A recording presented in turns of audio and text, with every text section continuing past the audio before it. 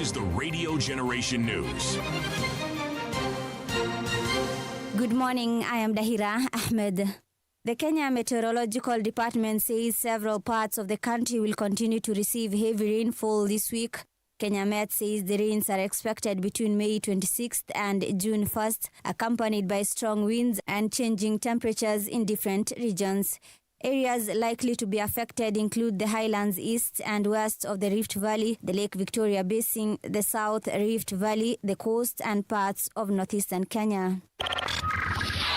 A National Cohesion and Integration Commission Chair, Kefa Omae, says the commission is starting new peace programs for young people ahead of the 2027 elections, including Amani clubs and peace caravans to promote unity and peaceful coexistence. He also said the NCIC is investigating 57 hate speech cases and is working with other agencies to ensure proper prosecution of offenders.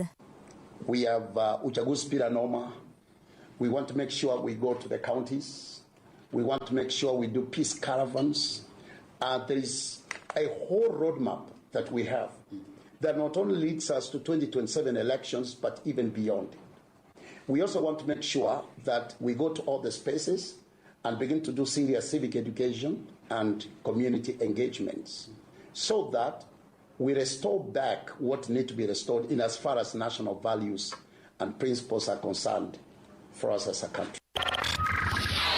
Moving on, former President Uhuru Kenyatta has called on President William Ruto's government to urgently address the high cost of living, saying many Kenyan families are struggling to afford basic needs. Uhuru says rising fuel prices, transport costs, rent, and food prices have left many households with little money to support their families. He says leaders should focus on finding practical solutions to the country's economic challenges instead of engaging in political confrontations and blame games. Issue ni simple. Wenzangu, issue ni simple. Watu wanapiga kelele kwa sababu wanasema, jameni, mimi ni mtu ambaye mshahara wangu kwa mwezi ni shilingi 20,000. Hiyo 20,000, 800 inaenda kwa petroli peke yake kwa matatu kuenda na kurudi nyumbani. 12,000 inaenda kwa nyumba ambaye nimekodesha. Nimebaki na 2,000 ya kulisha watoto wangu na kuwapeleka shule. Hiyo ndio shida, ongelesha shida. Hapana ongea mambo ya kabila na ya nini.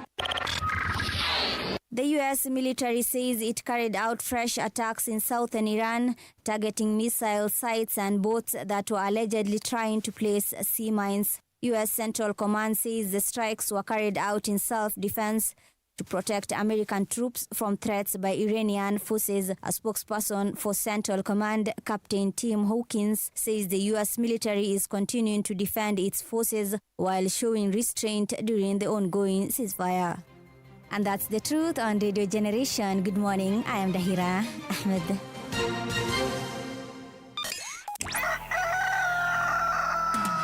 In the beginning, there was morning radio. But now there is Radio Generation's The People's Breakfast. Curious and bold, getting facts from the shadows. That's what it is. Now, as the city wakes and secrets stir, a bright new voice shines. The People's Breakfast. Your morning, your voice, your journey. Good morning. Good morning, my neighbor. Welcome to the home of hard truths and bold insights. Radio Generation. A very, very, very good morning to you. Welcome to Radio Generation. The time right now is 4 minutes past 6 o'clock. My name is Mongala Mbuvi and I am with CP, or is it CD Muga? I can't help but remember yesterday Senator Nyonka calling you multiple names. CP. And of course Edna correcting him. Multiple times. And him rejecting that correction. He was determined that whatever it is he was calling me was the correction. Alikazana na hiyo kitu. CP. Okay, then you forget. CD. Brother, Jana usiku nilikuwa na Deputy Speaker Gladys Sholei. Yes. Na Safina Deputy Leader Willis. Bwana Willis alikuja hapa na booklet Willis was determined to have a conversation with the deputy speaker, and Willis came with several, actually not one, several booklets that amekuja kama anajipanga. Mimi kuna swali alikuwa anauliza hapa deputy speaker, nilikuwa nasema ingalikuwa ni mimi I think ningepigia watu wa Kenya Pano waambie zimeni stima ya barabara ya George Padmo because there's someone here who has decided to just dismantle this conversation, but they did a good job nonetheless, and of course the deputy speaker also did an equally good job of answering the questions that were leveled against her party, against parliament. And they're both lawyers, you know. Yeah, they're both lawyers. I mean, Gladys Boschele is a former chief registrar of the judiciary. So we only swear in Kibaki, right? She swore in Kibaki, or did she swear in President Uhuru? I'm not sure who she swore in. I think she swore in Uhuru. Once again, I'm not sure who she swore in. All right. Now, like I said, this is the People's Breakfast. Siti Muga is in the studio. Siti, how have you been? Very well, thank you. Uko salama sana, eh? Yes. Jana mchana. I was watching some news item on YouTube. I think it was done by Kina KTN. They were talking about chakula, street food. Street food, yes. Yeah. So now this street food they were talking about ni chicken. Kama ya Kentucky fried chicken, you know, KFC. Ile inekangwa kwa mafuta iko na unga huku kando kando, and then ina deep fry alafu inatoka inakaa imefura imefunikwa na all those things, and then you bite into it and then it's very delicious. So now apparently there are folks who are cooking it in the streets of Nairobi, and so these news people had an expert give his opinion on what he thinks about the hygiene and the health of this food. So he said many things, and he said, sometimes people are eating even animals that we are not used to eating, and of course we know it's very true. We've had that people in the state of Nairobi eat dogs. We've had people eat cats. There's even a time someone was arrested with the marabu stock. Hizi zinakuanga hapa Uhuru Highway, sorry. Those very large birds. Marabu stock. Marabu stock, yes. Maribu. The point is, you know that bird, right? That lengthy, that bird. Very tall thing.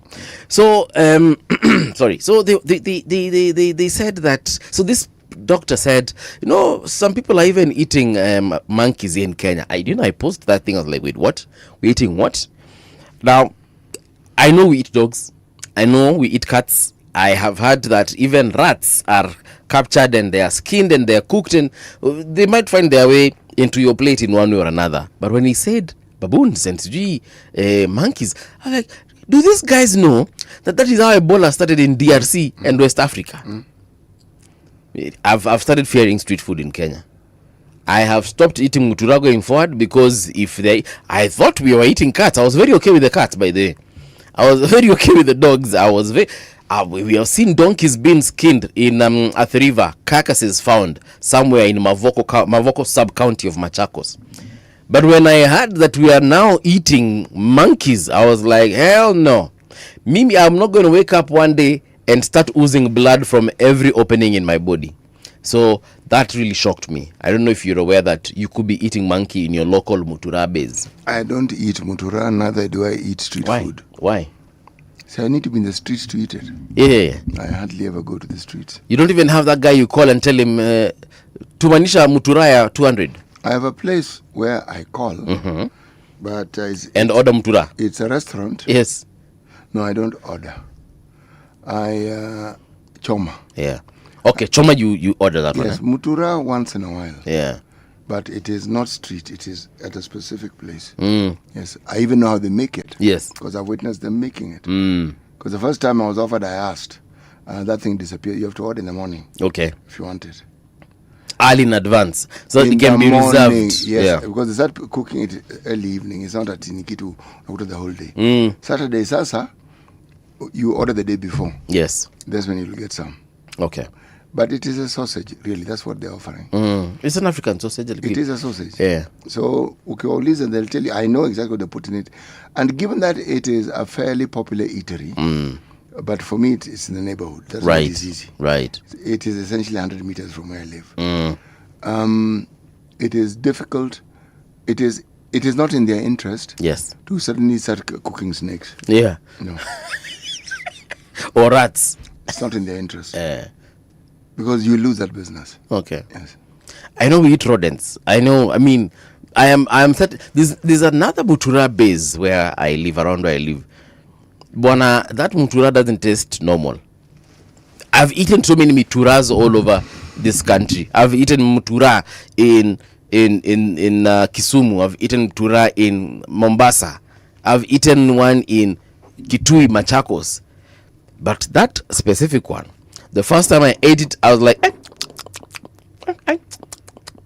yeah. So I'm certain that's not one of these domesticated things that we have. That's what I'm saying. Yeah. That's street food, as you call it. Mimi. Going forward, I think I'll just stick to one guy. Even if he makes rats, I'd rather stick to that rat. Have you ever gone to an eatery and you ate and you were certain that you are sure that was definitely not a goat, it wasn't a cow, and it was definitely not chicken? Yes. Where? But you were not sure what it was. I wasn't sure because I took the meat home. Yes. And it's good to have children. Then they tell you immediately. Yeah. They tell you that this is what you have brought. Aish. It's not what we're used to. The question was, what sort of cow is this? There's another time I cooked meat. That thing boiled, and then it had foam. So the person I was with at the time, he's used to eating bush meat. He told me directly, this is a donkey. And I was like, how do you know? He's like, this is how it boils. I was like, aye. He told me, yeah, this for sure is a donkey. Yeah. But we were very hungry. It was late in the night. It was past midnight. There is no way we were going to throw that meat away. We definitely feasted on it. Donkeys are edible, just so that you understand. Yeah. But it was the first time I heard of such. So I'm not sure whether he was, playing with me, or he was honest that was a donkey. But I was like, you know what? I am so hungry. We are eating this donkey. Anyway. It is what it is. Yeah. In 1864, on a day like today, the United States President Abraham Lincoln signed legislation officially establishing the Montana Territory. Yeah, 1864. Unajua ilikuwa ni nchi wengine wamechukua hiyo. Yeah. Because and they make it sound as though they were helping people. Wewe unaua watu, unachukua ardhi yao, and somehow you're helping them. How does that arithmetic add up? Yeah. How does it add up? Yes, wewe unaona tu ni sawa tu. See, the Americans were the later day colonialists. And they came after all the European countries had done their bit and contributed significantly to slavery. So wao walipokuja, wao walikuwa haoni kama wanafanya mbaya. Yeah. And part of the reason was they profiled those people. And once they profiled them, those people were subhuman. Yeah. So anything you did to them didn't really count. Subhuman, you say? Yes, subhuman is. But that's part of what profiling does. You diminish the humanity of the individual. So doing them harm becomes a little more acceptable because you're not really harming a human being. Yeah. Yes. Okay. Yes. Sawa basi. There we have it. That is what is significant about this particular day. Tomorrow I will tell you, remind me, I hope I don't forget, what is significant about that day, specifically in Kenya. And tomorrow is Eid al-Adha. Sisi kama unajua hivyo city. Najua. Kwa hivyo kuna Muslim friends wakupatie nyama? Hapana. Muslim friends kuna wengi. Lakini utaenda kwa kula nyama. No. Nasikia hasa uchinje nyama mingi sana. Mbuzi mingi. Mbuzi mingi. Yes. Edna, wewe uko na Muislamu? Asmali. Haya, sawa. Asmali, I hope unasikia. Kesho wewe na nyama hapa kwa studio. Sawa? Haya, I hope amesikia. Sisi tupatie methali yetu ya leo. All right. CP. CD. Yesterday, Willie Sotieno, by the way, as you get your methali, yesterday, Willie Sotieno was saying that we are owed in excess of 1.6 trillion as Kenyans. That is how much we have paid as far as odious debt is concerned. Hiyo ni pesa yetu. Tupewe. Amesema tulimaliza kulipa deni kitambo sana, na amesema so far as of yesterday night, we as Kenyans have overpaid by about if I remember that figure well, but I know it was over a trillion. He said it's 1.6 trillion what Kenya is currently owed. Wajua, if you look at the IMF index right now, and you look at countries in Africa that have finished paying their debts, wako. Kuna watu hawana deni. Yeah. Okay, Botswana, Libya. Hawana madeni? Hakuna. At all? Hakuna. How do they survive? You said who? Libya? You said Libya? I said Libya. And you said who else? I said Botswana. Oh, Botswana. Maliza. Uh-huh. Nigeria. Yes. South Nigeria Africa. doesn't have debt. Yeah, South Africa. I mean, yeah, IMF. Oh, but wako na deni zingine. Yes, ile deni walikuwa nao ya wamelipalipa. IMF wamaliza. You see, a country like South Africa issues bonds, so they borrow internally. Okay. Yes, we borrow internally, we borrow domestically, but we also borrow from foreign lenders. Okay. So hawana, Mozambique pia hawana. All right. So their countries hawana. Mauritius hawana. Zero. Hawana. Give us that proverb. Okay. Many words do not fill a basket. Many? Words, maneno mingi, hata iwe vipi na umesema kwa njia gani, they don't fill a basket. Haijazi kikapu, brother. Kikapu yeye apana jaza. Many words, come again? Many words do not fill a basket. Yes, many words do not fill a basket. Ukiwa wataka kujaza kikapu, maneno hayatajaza. You have got to do the action. Ndio hivyo. You have got to work hard. Ndio hivyo. You cannot give empty promises. Ndio hivyo. And expect to be prosperous. Ndio hivyo. All right. Yes. See, that's how I do it, man. Okay. Umechangia vizuri sana bwana. Yeah. It's something I usually do once in a while. Umemotisha. Yes. Once in a while I preach. Preach, brother. Can we get into radiogeneration.co.ke? Yes, we can. We can. Let me see if I need to give shout outs to him. Yes. Orosh Boni saying CDCT na Mangala movie. Morning great duo. Right. Amesema leo wacha niwe wa kwanza kucomment na mimi hufurahia sana kuwasikiza daily. I learn a lot. Morning my neighbors. Well, thank you Orosh. Orosh saying that he learns a lot. We appreciate you. Douglas Kibogong. Money City and Mbuvi monkeys are rarely seen and available. Chances of you taking it is almost zero. Well, when an expert says that you probably are eating monkeys, my friend, you probably are eating it. But yes, I agree with you. Especially in the city, we might not see a monkey, but there are places where monkeys are seen on a daily. And even in this Nairobi of ours, people living around the forest, Karura. If you live on the edge of the forest, you will see monkeys. Ngong forest, yeah, you will see monkeys. Yes. If you have if you live in an estate that was previously part of a forest, yes, you will see monkeys. A lot of them. Wow, in living memory ni kwao. Enyi ndio intruders. Right. The real SC is asking, how do you cook your steak? Well, the real SC in Minnesota, I know they barbecue their steak. Mimi in a grill. Yeah. I usually cook it depends. Sometimes what is it called? The pan fried. Sometimes I will barbecue it. Sometimes I'll bake it in an oven. Marinate it a little bit, put a little bit of herbs here and there. A little bit of this, a little bit of that. Like throw in some, what are they called? Some rosemary, some mint leaves. What? Yeah, and then you kama chef, brother. Yeah, and then of course you marinate it overnight in maybe some red wine, especially if it's red meat, or yes, or some beer.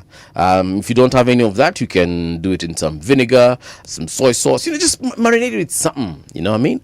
Then you in the morning take it out, put it in the oven. That thing, bana. You have no idea. Peter Gore saying PL. What is PL? The real SC in America, we have different cut of meat. We season and grill over gas or charcoal grill, hamburger, hot dogs, and bratwurst. That is mutura. In other meat, every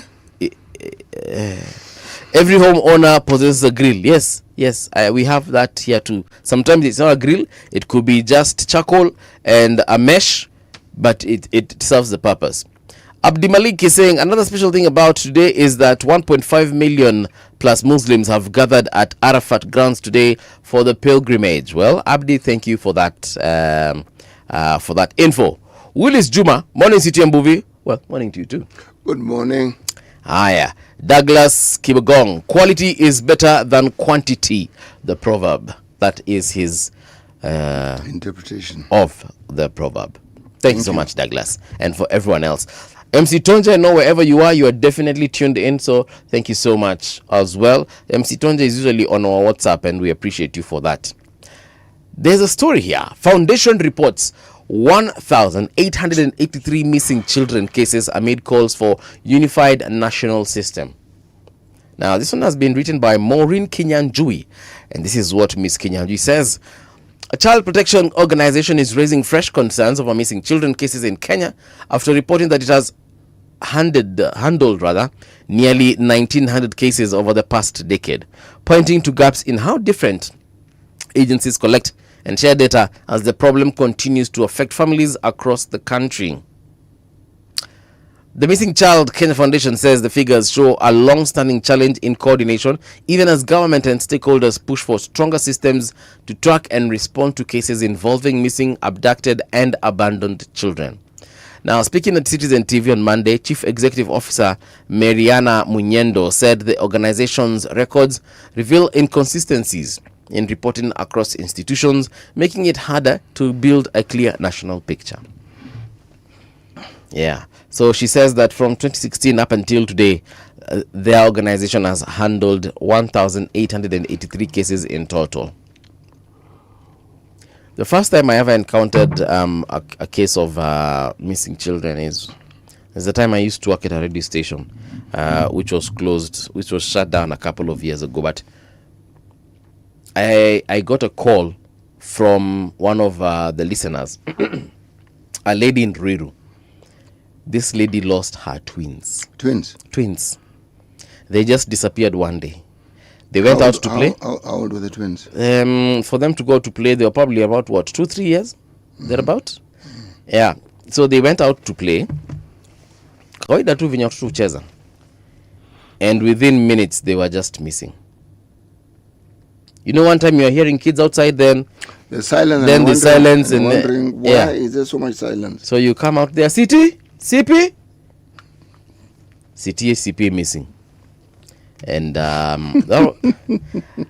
was really sad. So she said, "Were the children never found?" No, they were never found. Oh God! By the time we were having this conversation with her on radio, it had been over 5 years. By the time we were having that conversation with her, and she says at the time she was saying that she hadn't given up on finding them, and they had definitely grown up for sure.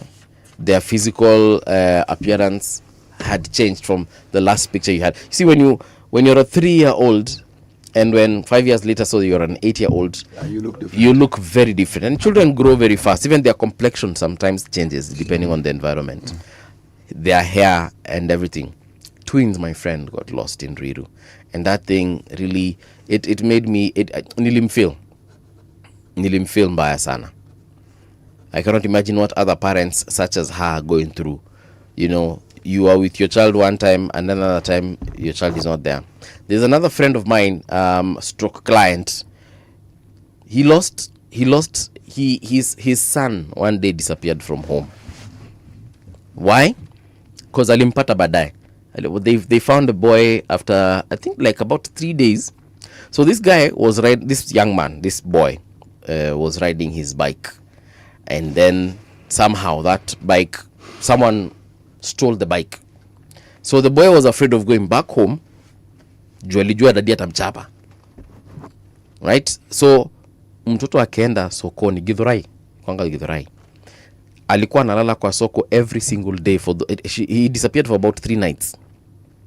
So he would sleep in the soko every night, hoping to see the person who stole his bicycle. We spread the news all over. We did announcements on radio, on TV. We posted on our socials. We posted everywhere on WhatsApp. Tukisema missing child. You know how those posters are made. Then wakampata. In the market, zile nguo alikuwa nazo 3 days ago ndio ako nazo leo. Kijana ameshtuka yake yote. How old was he? He was a preteen. Probably 10, 11 thereabout. The guy was devastated. So when he found him, they took him to the police. They did some medical examinations on him. He was fine. Ndio akawa explainia that, hey, mimi, basically, this is what happened.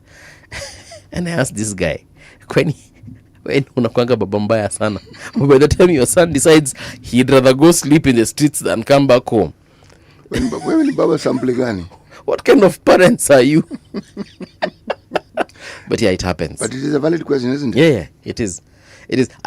Children should know that home is safe, no matter what mistake they have done. Wazee, kuna wazee wengine. We. Yeah. And I can give you many other stories, but this one is how many children do you think have disappeared because of that? Oh, many. Being afraid of going back home. Many. There are some parents who fine-tune terrorism. Yeah. In their own homes. Yes. Fine-tune. Yes. Kuna terrorism, lakini wao wanakuwa wataalam. Wife anaogopa. Yeah. Watoto sasa in absolute dread and terror. I really feel every parent out there who's missing their child. You know, it's not like the child passed away. No, this child is missing. There are those who've been abducted and been found dead. The story actually, I think we reported it here in the morning. A child was abducted. They asked for ransom. It wasn't paid. Na mzazi akaambiwa kujia maiti ya mtoto wako pali fulani. And for sure alienda kapata. That's very bad. Uganda raises 62 billion bond for rail line to Malaba, pressuring Kenya to extend SGR. Wait, see, I thought this thing is already heading there. Kuna reli ambayo inafika Kisumu, kuna reli inafika Malaba. Okay. It's not SGR. No, I'm asking. See, the other day, President Museveni and President Uhuru launched something. Yeah, launching is not starting, is it? Launching is saying tuko na nia na kutoka leo tuna. But I thought mpaka kazi ikaanza. President launched it twice. That time he did it with some Chinese nationals. I think the company that is building the railway. Then the second time with President Museveni. It was a span of 1 week. Well, now it's a span of a little more time, and the Ugandans have actually raised the money, meaning wow, wanaanza. Wako tayari? So washaanza on their end, heading towards Malaba. Sasa nyinyi wa Kenya na hadithi zenu nyingi anzeni tukutana Malaba. Kenya is facing renewed pressure to fast-track the extension of the standard gauge railway to Malaba after Uganda raised 62 billion Kenya shillings through a bond issue to begin construction of its section of the regional rail network. Now, the funding move by Uganda marks a major step towards building a new railway line linking the country to the Kenyan border and revives momentum for a cross-border transport project that has remained stalled for years due to delays on both sides.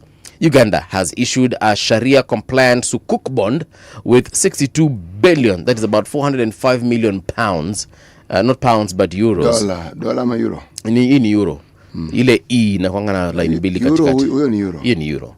Yeah, so they have raised this bond worth 405 million euros, split into two segments. The first tranche of 32 billion is being raised from Uganda and regional investors, including those in Kenya, while the second tranche of 30 billion is aimed at international investors. Okay. All the best, folks. All the best.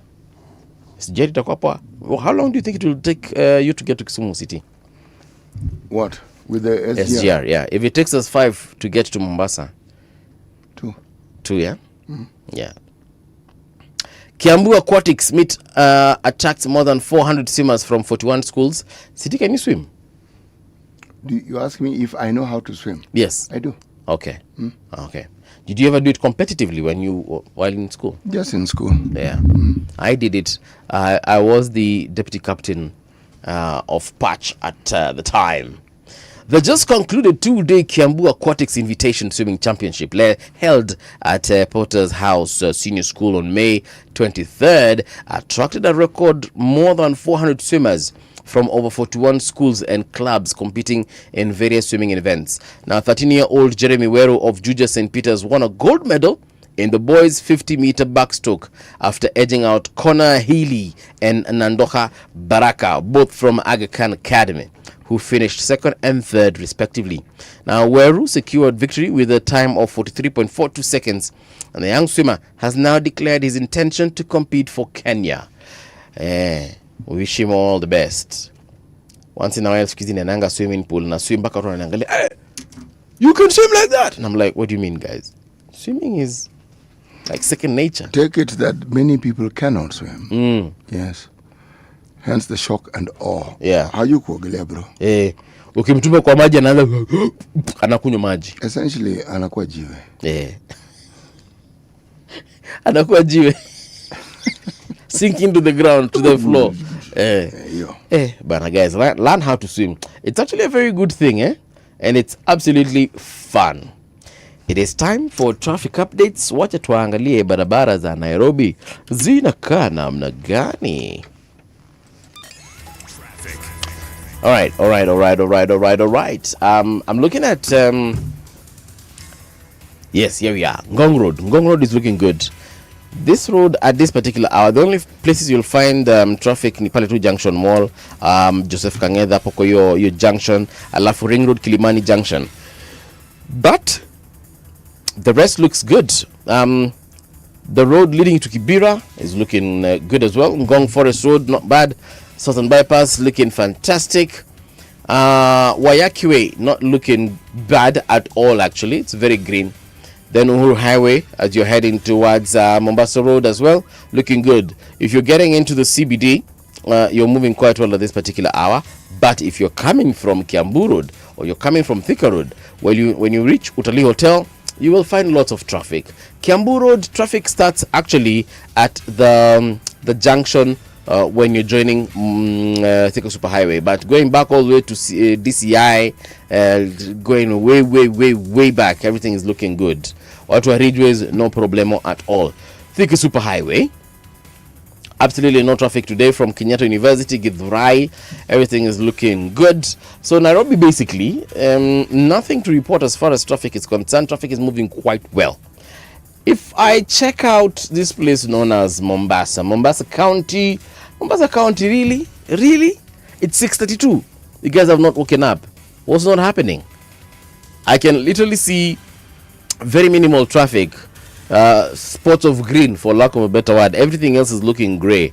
We're talking about Tononoka, New Nyali Bridge, Pembes and Ndovu, that is Moi Avenue, Ganjoni, Mbaraki, Mzimle. Seriously? Huku watu wamelala City Muga? Ni mapema bado wana. Mnapenda sana 6:30. Niache kuharakisha waamke. Bwana we.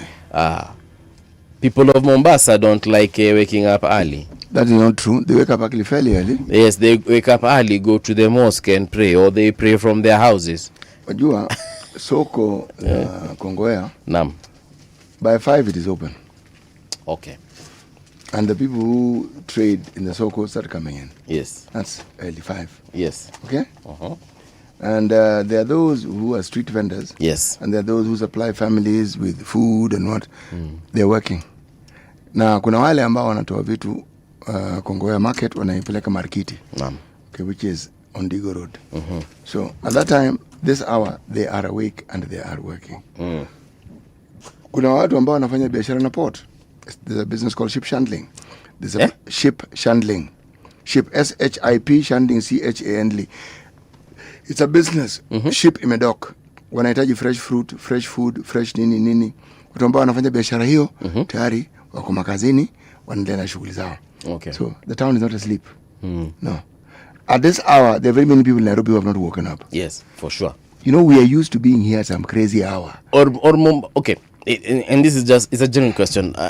They don't use cars, they use donkeys and camels. They are cars, but if it is the occasional car, this system is not going to consider it an issue. Yeah. Hakuna msongamano wa magari wakati huu. Maybe they're using donkeys and I'm here looking for cars. No, donkeys you need to go to Lamu. But if you give this thing another 15 minutes. Yes. We shall be talking about something different. We'll be talking about something completely different. Because don't forget, I've been to Mombasa and I've woken up, kawaida times, woke up early in the morning, sometimes woken up by the call to prayer. And then from there you don't sleep. So you decide to take a walk. And you're like, this place is empty. Well, you see, people stay up late in Mombasa as well. Please remember that. Yes. See, you're talking to someone who grew up there. Okay. So I am talking about systems that I've known Okay. exist. All right. There's a rhythm Yes. that is peculiar to places that are near the sea. If you go to the Mediterranean, you'll find the same thing. If you go to Saudi, you'll find the same thing. If you come to Mombasa, Malindi, Diani. you'll find the same thing. Okay. Yes. There's a rhythm. How people wake up, when they work, when they go to sleep, the length of time they take during their lunch break, when they open shop again. Places like Lamu, people take a siesta, they open the shop around 4 when it's cooler. So it's a rhythm. Okay. Yes. All right. You have got to work with the weather. Yes, you have to. Okay. Sawa, I want to start with Taifa Leo. So for those who do not hear or speak Swahili, brace yourselves. Kenyatta awataka wa Kenya kuhakikisha wanamngoa Rais Ruto katika uchaguzi ujao. Wait a minute. Kenyatta awataka wa Kenya kuhakikisha wanamngoa Rais Ruto katika uchaguzi ujao. Uhuru amgonga Ruto, hivyo ndivyo wanasema hapa katika gazeti la Taifa Leo. Nipe nikupe, Rais mstaafu awakumbusha wa Kenya jinsi alivyowaonya dhidi ya kumchagua Rais Ruto mnamo mwaka wa 2022, lakini wakakataa. Halafu baadaye wakaanza kujutia ama kujuta. Viongozi wa kisiasa wanaomuunga mkono Rais Ruto nao walimrukia vikali Uhuru, wakidai kuwa utawala wake ndio ulioharibu uchumi wa taifa hili. Hiyo utaipata ukurasa wa pili. Hey, this president, he has decided retirement is for the weak. Well, he might not be president, but he will remind you that he was president. Well, what I wonder is, my question is, what is he protecting? What is he protecting? That is my question, really. But he has a presidential candidate in the name of Matiang'i. No, that's not it. And an Azimio leader in the name of Kalonzo, who's also a presidential candidate. That's not it. We've had presidents take over from other presidents. Yes. But we've never had ex-presidents focusing their attention on the current president. That is why I've asked a question. Yes. That sounds and seems odd. What is he protecting? Okay. And what is the current president threatening? Yeah. That is the question I'm asking. Okay. But this coffee is very delicious, Ongea nao vizuri tena kupatia kama hii. Kesho hivi itakuwa sawa. CP brought coffee this morning. All right. So, Uhuru amgonga Ruto, that is one of the headlines. Ebola, Kenya kati ya nchi 10 zilizo hatarini. Ugonjwa huo unaendelea kusambaa kwa kasi nchini DRC na Uganda, ukitishia kuvuka mpaka. What are the chances of this thing? Because you worked with Kemri City at one point. What are the chances of this thing crossing over to Kenya? Very high. Considering we have trucks coming from Uganda, going to Mombasa and vice versa. The chances, if you're being theoretical, is very high. Yes. The reality is very low. Because once there's an Ebola outbreak, all the health facilities at the borders are now alert. Okay. And they are determining, and they are checking, and they are testing. Yes. So the probability is infinitely low. Are we ready for such an outbreak? Kenya? Yes, we are. We are? Yes, we are. We're well equipped. We're well equipped to contain it. Whether we'll mobilize with the speed that is required, that's or whether we will forestall the situation of needing to mobilize as an emergency, that's the issue. Do we have the ability to deal with Ebola? We do. Do we have the ability to ensure that we check at all our border points? We do. Are we doing it? I don't know. Because now we're talking of preparedness. I don't know. You know, I am reminded of tabia za wa Kenya. The way we don't do this social distancing thing very well, even during COVID-19. We were told don't go out. We still went out. Of course we did. Yes. We used to bribe our way through to the clubs, through to go see our girlfriends and boyfriends, and also to have our clandestine relationships. Now, you can imagine here in Kenya, if one person gets it, goes, sleeps with his, significant. Not the significant, the other significant. Yes. The hidden significant. Okay. Then that significant, the hidden one, has got now her main significant, the one who's not hidden, and passes that Ebola to him. And then this the main significant also has a hidden significant. So you find all this network, so that's the word for it. In one day, my friend, you can sambaza that virus to at the very least 5 to 6 people. And this 5 to 6 also do another 5 to 6. So let's even just say 5 times 5. One person already can give this thing to about 25 people. That is what scares me about this country. But anyway, Ebola Kenya, kati ya nchi 10 zilizo hatarini. Rais hapa kulinda eneo la pwani. Atangaza serikali itatumia shilingi bilioni 5 kununua mashamba na kuwapa maskwota. Oburu Wanga sasa wapiga about tani 2027. Watupilia mbali ndoto zao za kuwania viti vya kitaifa, sasa watetea nyadhifa zao katika county. This is on page 3, So Oburu and Wanga have forgotten about these national positions that they might want, whether it's the presidency, the vice presidency. Now they want to go back to, for Wanga, for example, Homa Bay County, defend her seat as governor, and Dr. Oburu defend his seat as senator. Haya. Mudavadi Wetangula nao wataka unaibu rais. Wamsukuma rais ateue mmoja wao mgombea mwenza uchaguzi ujao. Now this is what the English people called Kizungu Mkuti. Or is it the Swahili people? Kizungu what? Kizungu Mkuti. That is Taifa Leo. Front, not front but back page. Raha Ilioje. They're talking about the celebrations of Arsenal Football Club. Okay. All right. The Standard front page, they're saying stop blame game and work. Scapegoating is what they're calling it as well. Former President Uhuru Kenyatta tore into President William Ruto's administration yesterday, accusing it of ignoring the suffering of Kenyans while fanning tribal divisions and political distractions as the fuel crisis deepens. Now, in a blistering attack before Jubilee delegates in Kiambu, Uhuru said the Kenya Kwanza regime had abandoned its mandate and instead turned to blame games, praise singing and dangerous ethnic rhetoric as household buckle and the soaring fuel prices and the punishing cost of living. Backed by former Interior Cabinet Secretary Fred Matiang'i, Uhuru warned that divisive politics risk dragging the country back to the dark days of 2007. So what did the former president say? This is what President Uhuru said. You insulted me and told me that you knew and understood what you were doing. Eventually, you elected praise and worship men. He had to go there. You elected praise and worship men and women whose job is to sing praises to the current leadership while forgetting their mandate to work for you. You must now reflect after seeing the effects of your decision. President Uhuru Kenyatta. There you go. CT.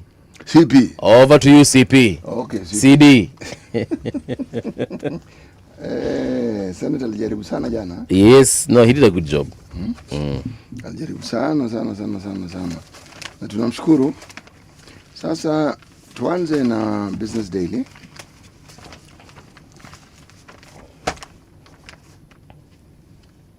The lady by the name of Edith Sidondo. Unamkumbuka? Edith Sidondo. Si kuna mama alikuja hapa siku moja. Tukaongea mambo ya hela na kadhalika. I remember Edith Sidondo, yes. Ndio. Professionals should move away from fronting qualifications to position themselves around the value they bring. Sawa, umeelewa amesema nini? Nimeelewa amesema vitu mingi sana. Asante sana. Right. White Leleshwa traded its leafy suburbs for high-rise apartments. This is in the live section. It's on page 16 of the Business Daily. Ruto holds key to payslip tax cuts. President William Ruto will make the final call on introducing payslips tax cuts in the finance bill amid pressure from professional lobby groups to boost disposable income. Safaricom opens M-Pesa app access to rival network users. Let me read this again. Yes. Safaricom opens M-Pesa app access to rival network users. Safaricom has updated its mobile application to allow customers using rival mobile networks data to access services like sending money. This is not new. Kuna pesa popote. Yeah. That pesa popote. Wait, are they saying that they are opening up the app to be used by rival networks, or are they saying rival networks can now access M-Pesa? Yes, that's what they're saying. Read that thing again. Safaricom has updated its mobile application to allow customers using rival mobile network data to access.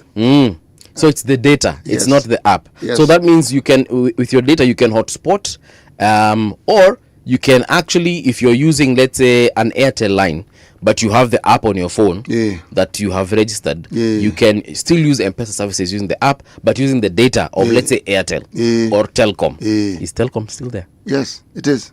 Still there? Yes. I'm sorry, I'm just asking. And I'm answering you. Okay, let me say yes. Okay. Sawa. Is Nani there? They're very reasonable too. Equitel wako bado? Mr. Jui. Yeah, Equity. I didn't. No, I don't know. Okay. I don't know about them. Actually, I honestly don't know. All right. Maybe I should take a keen interest. Huh? How wind, solar are forcing Kenya Power to ration electricity. Nice topic, this one. Eh? Yes. Let's see if it makes sense. Kenya Power has been forced to ration electricity in the wake of supply shortage coming from wind and solar plants, triggering business disruptions and costly use of diesel generators. I do not believe anything I have just read.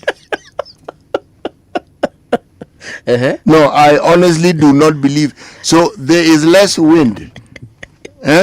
Yes. There's less sunshine. There is actually less sunshine. That is true. Where? In Kenya. City.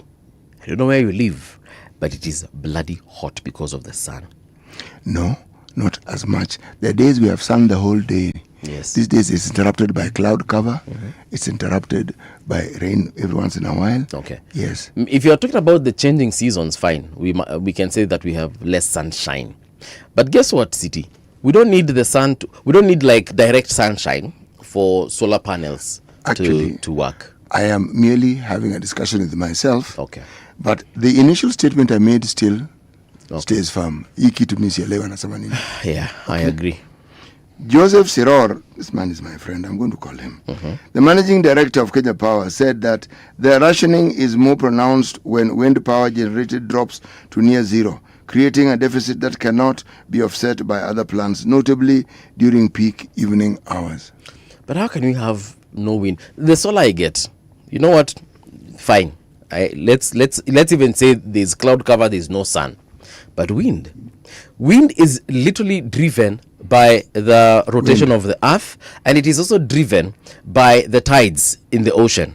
So we as long as we have tides in the ocean, we have wind. We cannot say that wind imeenda chini. But however, I'd like to be explained to, because I'm sure there is the science behind him saying that there is no wind, because the wind is there for sure. Look at it this way.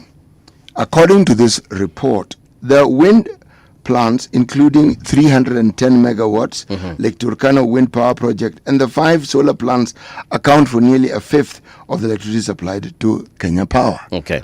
I've got that one. Now, hydroelectric. Much rain means much water. Yes. Much water means much water movement. Yes. So, are they at full capacity? We need someone to come and explain this. I will call. Yes, we need. I will call. Because, I yes. will invite.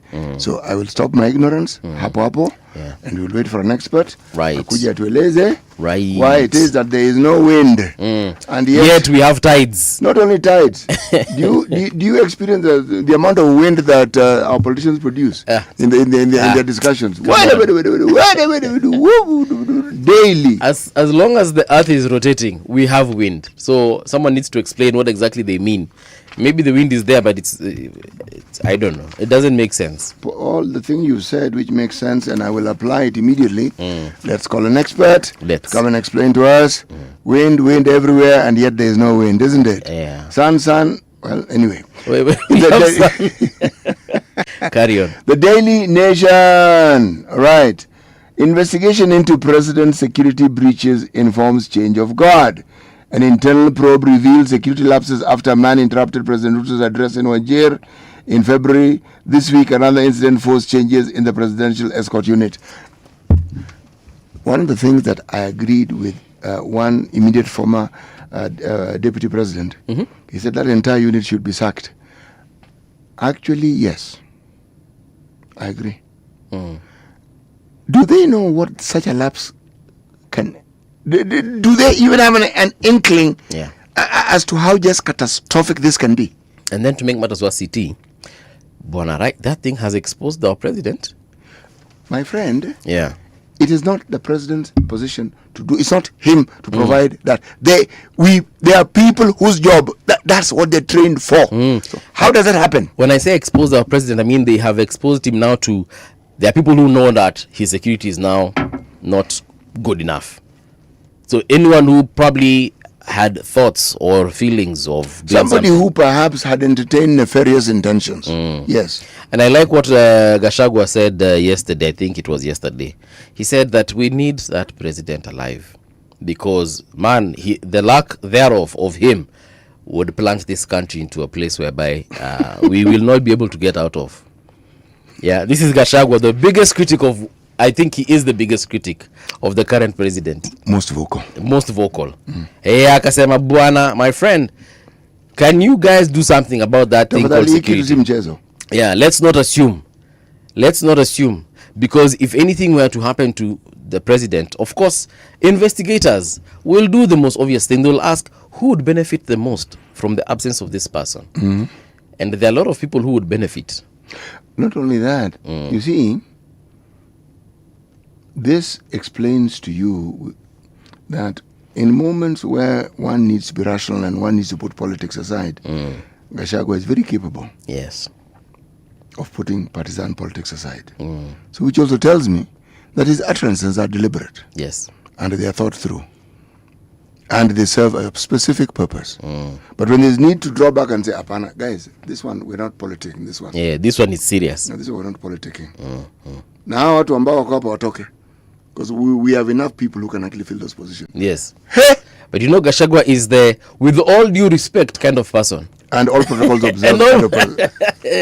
And he will come and say, guys, with all due respect. And then go on to show you all the fingers in his hand. And yo. Yes. Right. This robbers claim that Gachagua fixed him doesn't add up. There's a guy called Ritu Gachagua who was elected Nyeri governor. A gang led by Jackson Kahara Gashusha carjacked Alfax Had Mahindu. And the story goes on. This guy is claiming ya kwamba yeye pia jina yake ni Gachagua. Okay. Lakini ni bandito. Okay. And everything that he did alifanya long before very many things that he's claiming happened. So he didn't get people who could organize his stories together so that they could rhyme and chime. So aliweko korokoroni and he's appealing. From everything I'm reading, this appeal is not doing very well. Vile naona. It's not going his way. Sioni. How finance bill taxes will hit you. Items the 2026 budget proposes to move from zero rated to tax exempt status. Okay? Yes. Cane, transportation of sugar cane from farms to milling factories. Remember, they are being moved from zero rating to tax exempt status. Okay? Yes. Feeds, inputs of raw materials purchased or imported for the manufacture of animal feeds. Okay. Animal feeds. Bro, mi sielewi. Sio inakuwa nyasi. There's nyasi, yes. There's also grain because part of the maize that we produce also goes to manufacture animal feed. Okay, so why do we need to import these things and we have them? I am actually with you on this one. Why we are importing animal feed? Because mi sielewi nyasi tuko nazo. Yeah. Okay. And I remember you told me about the feedlots that we have, which apparently we don't also have. Yes, we have them in a way that makes it possible for us not to have them. Yeah. Yes, and so why are we? I get, unless we're talking about the importation of those fancy ones, the ones which come with vitamin X and W and so forth, and then they're packaged and you can only buy them at the supermarket or the pet store, and they do all manner of things to these animals. Okay. Input of raw materials supplied to pharmaceutical manufacturers in Kenya for manufacturing medicines. So I understand. Phones, locally assembled and manufactured mobile phones. Where do we manufacture phones? The president said we assemble. Well, he said we manufacture, but he was corrected by Kenyans that we assemble. But you see, that issue of locally manufactured phones, whether it's assembled or manufactured from scratch, we were promised by the Kenya Kwanza government way before even President Ruto took power. And then when he took power, he told us that in a couple of months, I believe it was less than a year, we would have the first locally manufactured mobile phone that would cost 5,000. Now, Kenyans laughed at it because they said Safaricom and other telcos, but mostly Safaricom, they were at the time already selling a phone that was less than 5,000 shillings. So they were not understanding where this government phone will come from. Yet for Safaricom, we know they even import this particular phone. I don't know if you know about it. Inaitwa Neon. Neon aka kitu kana kuanga 49,999. I even bought one. Eh. For a beloved relative. Exactly. Who wanted a smartphone. Yes. So you can imagine, you're telling Kenyans that they will start manufacturing a phone within X number of months, which I do not know if we are doing it. I could be wrong on this. But that phone hasn't arrived yet. Yet telcos are already providing much cheaper phones. If you go for Katululu, my friend, kwanza ukiingia Isili kuna mall inaitwa, it's called what, this mall? Oh my goodness, I'm forgetting that mall. But I bought a phone there for 900 and I bought another one for 500 shillings because I was buying again for a beloved relative as well. So you can imagine those are the folks we are competing with as far as Kenya manufacturing is concerned. Well, HMD, formerly Nokia, kuna plant upande za Thika. Yes. Kuna plant ingine huko pande za Athi River. And it's a joint venture. Safaricom wako ndani, Jamii, Telcom wako ndani. Yes, it's assembly.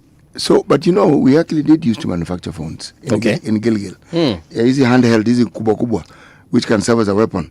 Yeah. It's a dring zile. Are you talking about the landlines? Landline. We used to manufacture them. Okay. At Gilgil. And we had an assembly and we had a variety of them. Okay. When Telcom was one entity. Yes. Fiber optics shortened that particular journey. All of a sudden things didn't work. Right. Transport. Electric buses.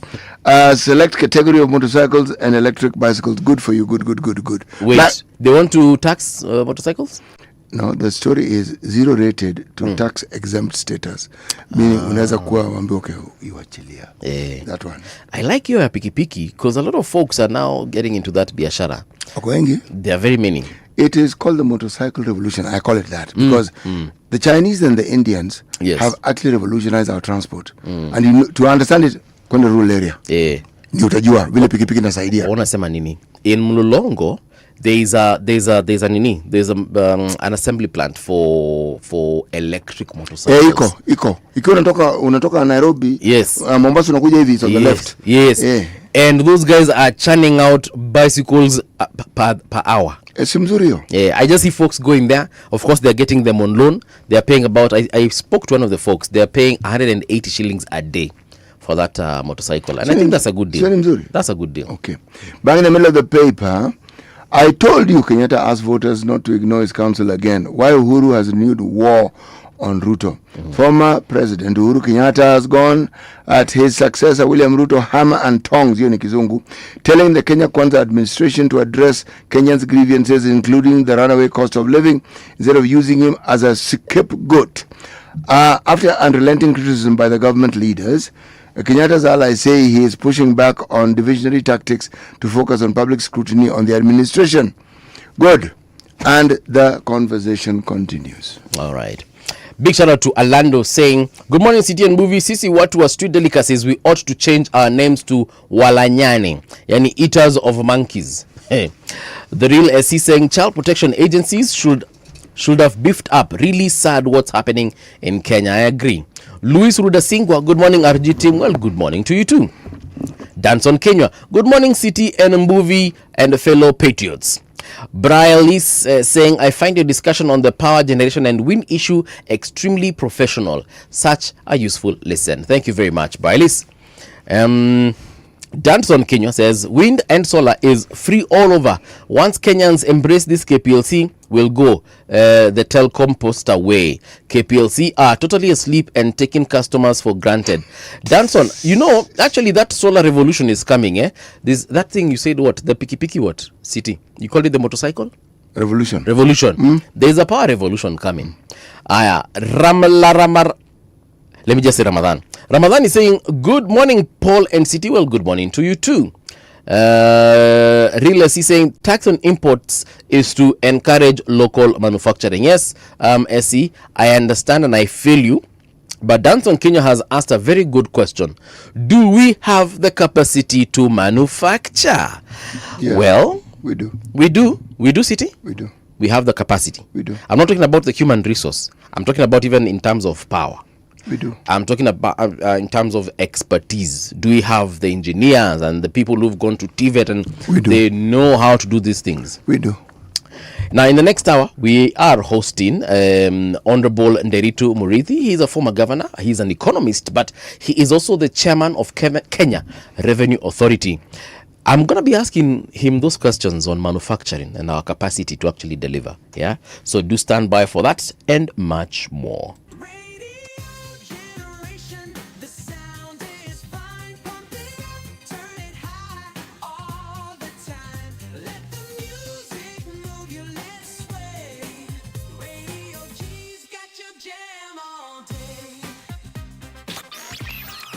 Radio Generation, the home of urban soul.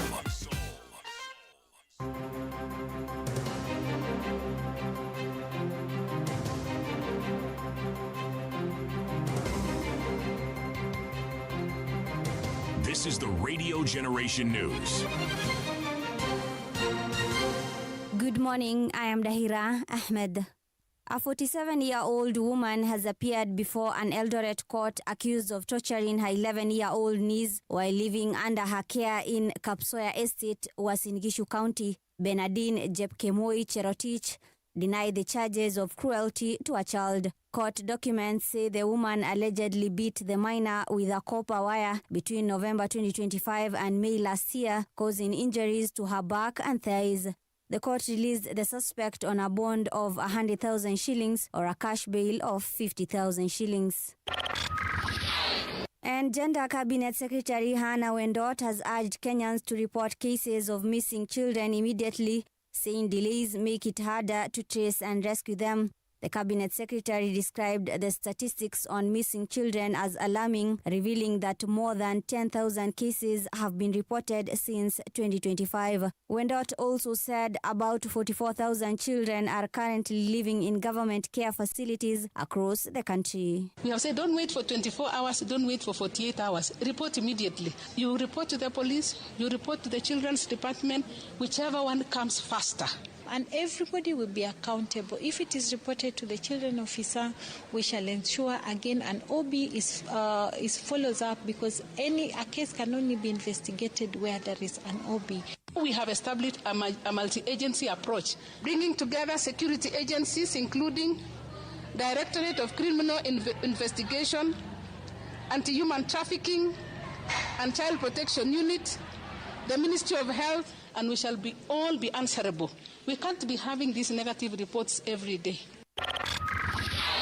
Deputy President Kithure Kindiki says the 2027 general election must be free, fair and credible, with the outcome reflecting the will of the people. Speaking in Kisii, Kindiki said the Kenya Kwanza administration supports the rule of law, democracy and healthy political competition and does not support election rigging or interference. He said President William Ruto and his allies believe in transparent elections and respecting the choice of voters. Lazima uchaguzi ambao tunaenda mwaka ujao ukuwe wa uhuru na ukuwe wa haki na usiwe na mapendeleo. Huwe wewe ni mtu unasimama ukiwa kwa serikali ama kwa upinzani, lazima uamuzi wa wananchi uheshimiwe. And I want to say that President Ruto and all of us do not believe in interfering with democracy. We do not believe in election rigging. We stand for free, fair, transparent elections. Elsewhere, I will defend my Siaya County Senate seat in the 2027 polls, ODM leader Oburu Oginga has declared. Speaking during the ODM Nyanza Region Aspirants Convention in Kisumu yesterday, Oburu urged all leaders to focus on service delivery, unity and grassroots mobilization ahead of the 2027 polls. He challenged elected leaders to use the remaining 1 year and 2 months before the election to deliver meaningful development projects to the Wananchi. You know, this is my 7th term in Parliament. This is my 7th term. And apart from that, I had also served as an elected leader here in Kisumu town as an elected councillor. We are going to ensure that there is free, and fair nominations. At least 3 people have died after a vehicle collided with an elephant in a national park in Uganda, officials have said. Police said 4 other people were injured in the incident in Murchison Falls National Park in the northwest of the country on Sunday evening.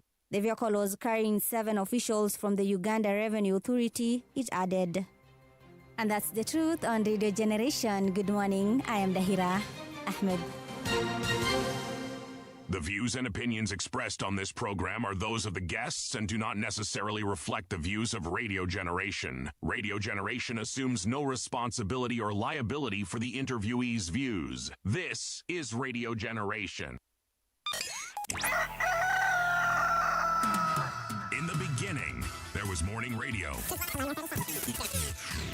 But now there is Radio Generation's The People's Breakfast, curious and bold, getting facts from the shadows. That's what it is. Now, as the city wakes and secrets stir, a bright new voice shines. The People's Breakfast, your morning, your voice, your journey. Good morning. Good morning, my neighbor. Welcome to the home of hard truths and bold insights, Radio Generation. Welcome back. It is now 6 minutes past 7 o'clock. How are you doing? Hope wherever you are, everything is fantastico. Did I say good morning to MC Tonje? I hope I did. Big T 77 anasema county number 33 Narok streaming online, the Heart Restaurant. I like Narok for one thing and one thing alone. Well, I mean several things, but this one caught my eye. There's a time I stopped at Narok town. We were heading towards Masai Mara. And then I was with a group of friends and we stopped at Narok. Bro, tulilishwa for free. Why? They gave us food and drinks. Well, it's because I was working for a TV station at the time. But man, the way they received us. Move! Huh? I stopped at the shop to buy. Move! We stopped at the shop to buy, what is this thing called? Water, drinking water. So, there's this Masai guy who saw us. He was like, ngoja. Wewe ni ile mtu unaonanga kwa TV. I was like, yes, ni mimi.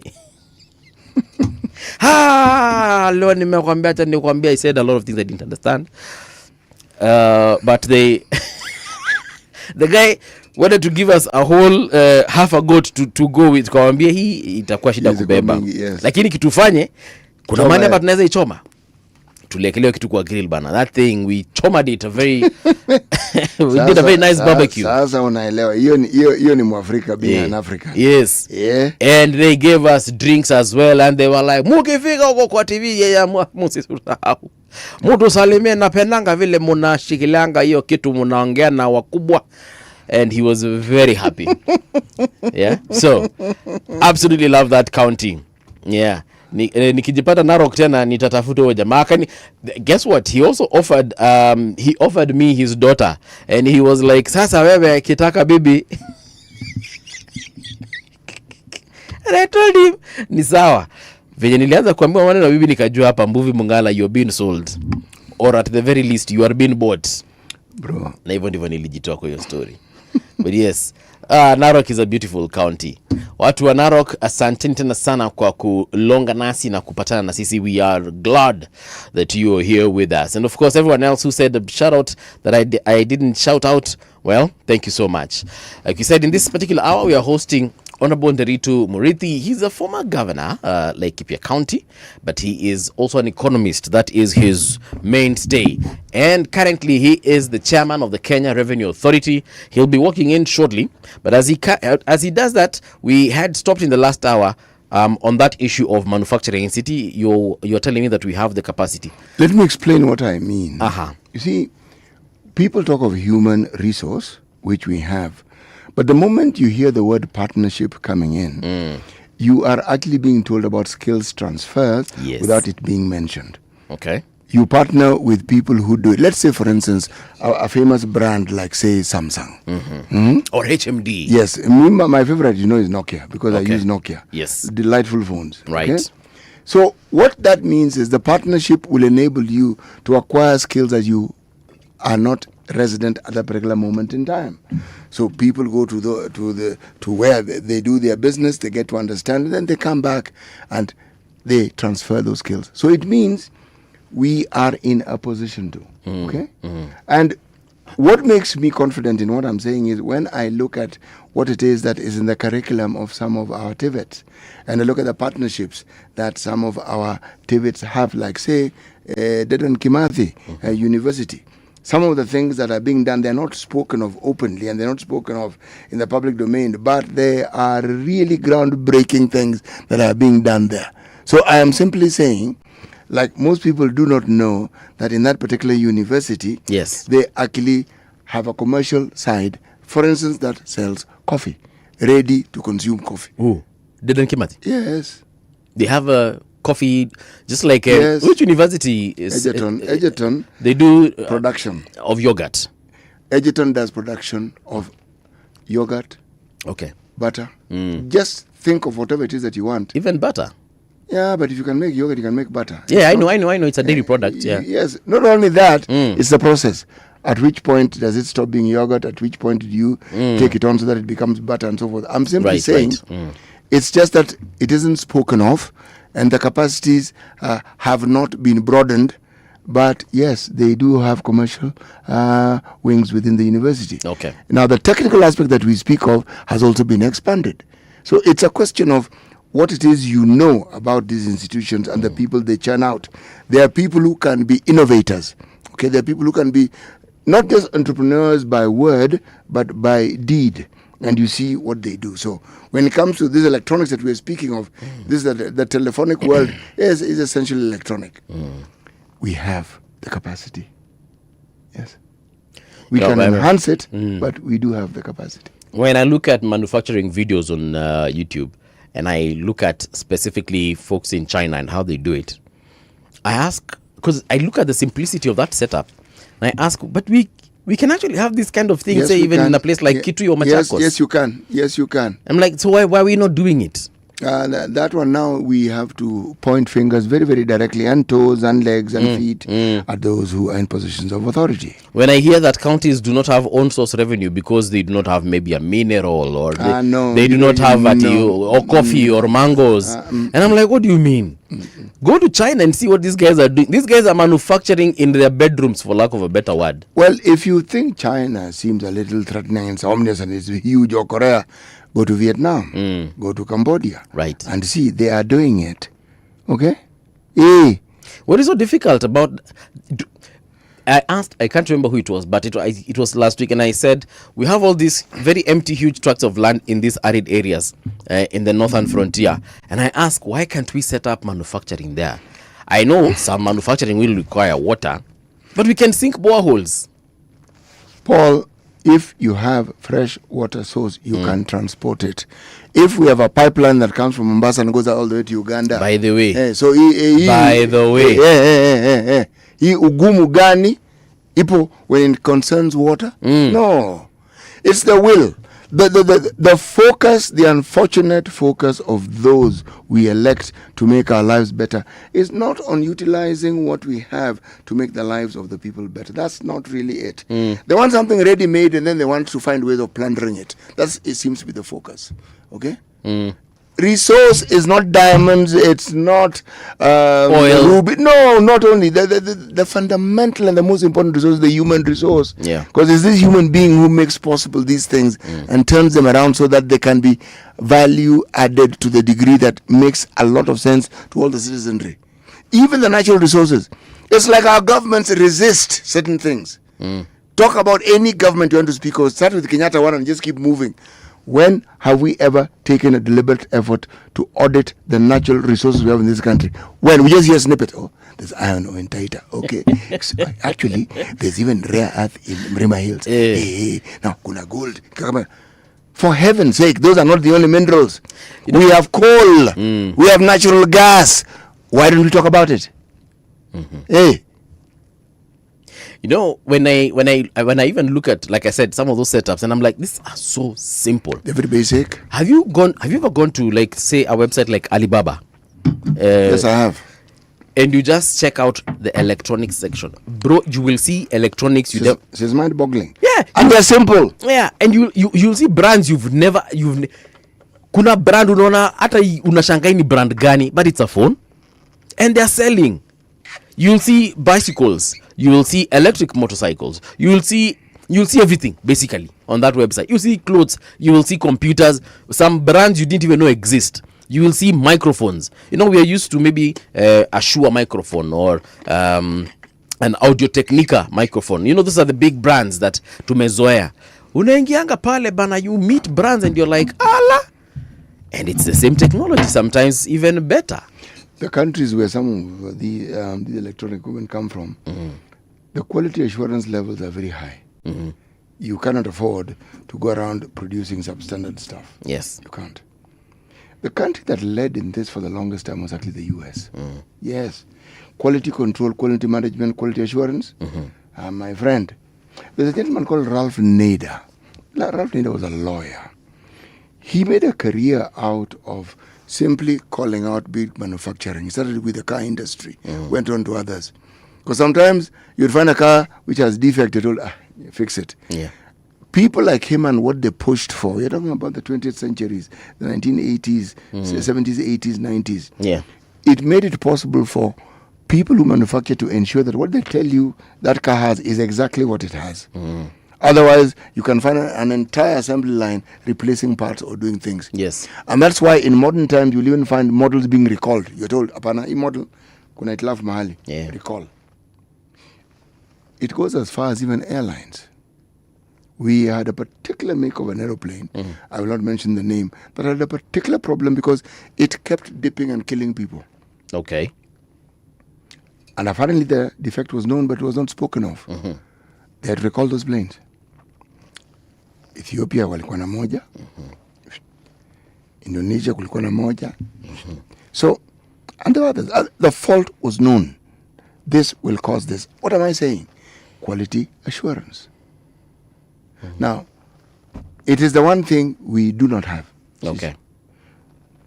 We have Kenya Bureau of Standards. Right. Full stop. Let me just say we have Kenya Bureau of Standards. Okay. Right. Yes, we have the Bureau. But this pride that you take in producing good things, we have them when it comes to things like tea, coffee. We do. Why? Because the science behind it. We have an entire segment of the Kenya Tea Board and the affiliation of it that deals in research in this field.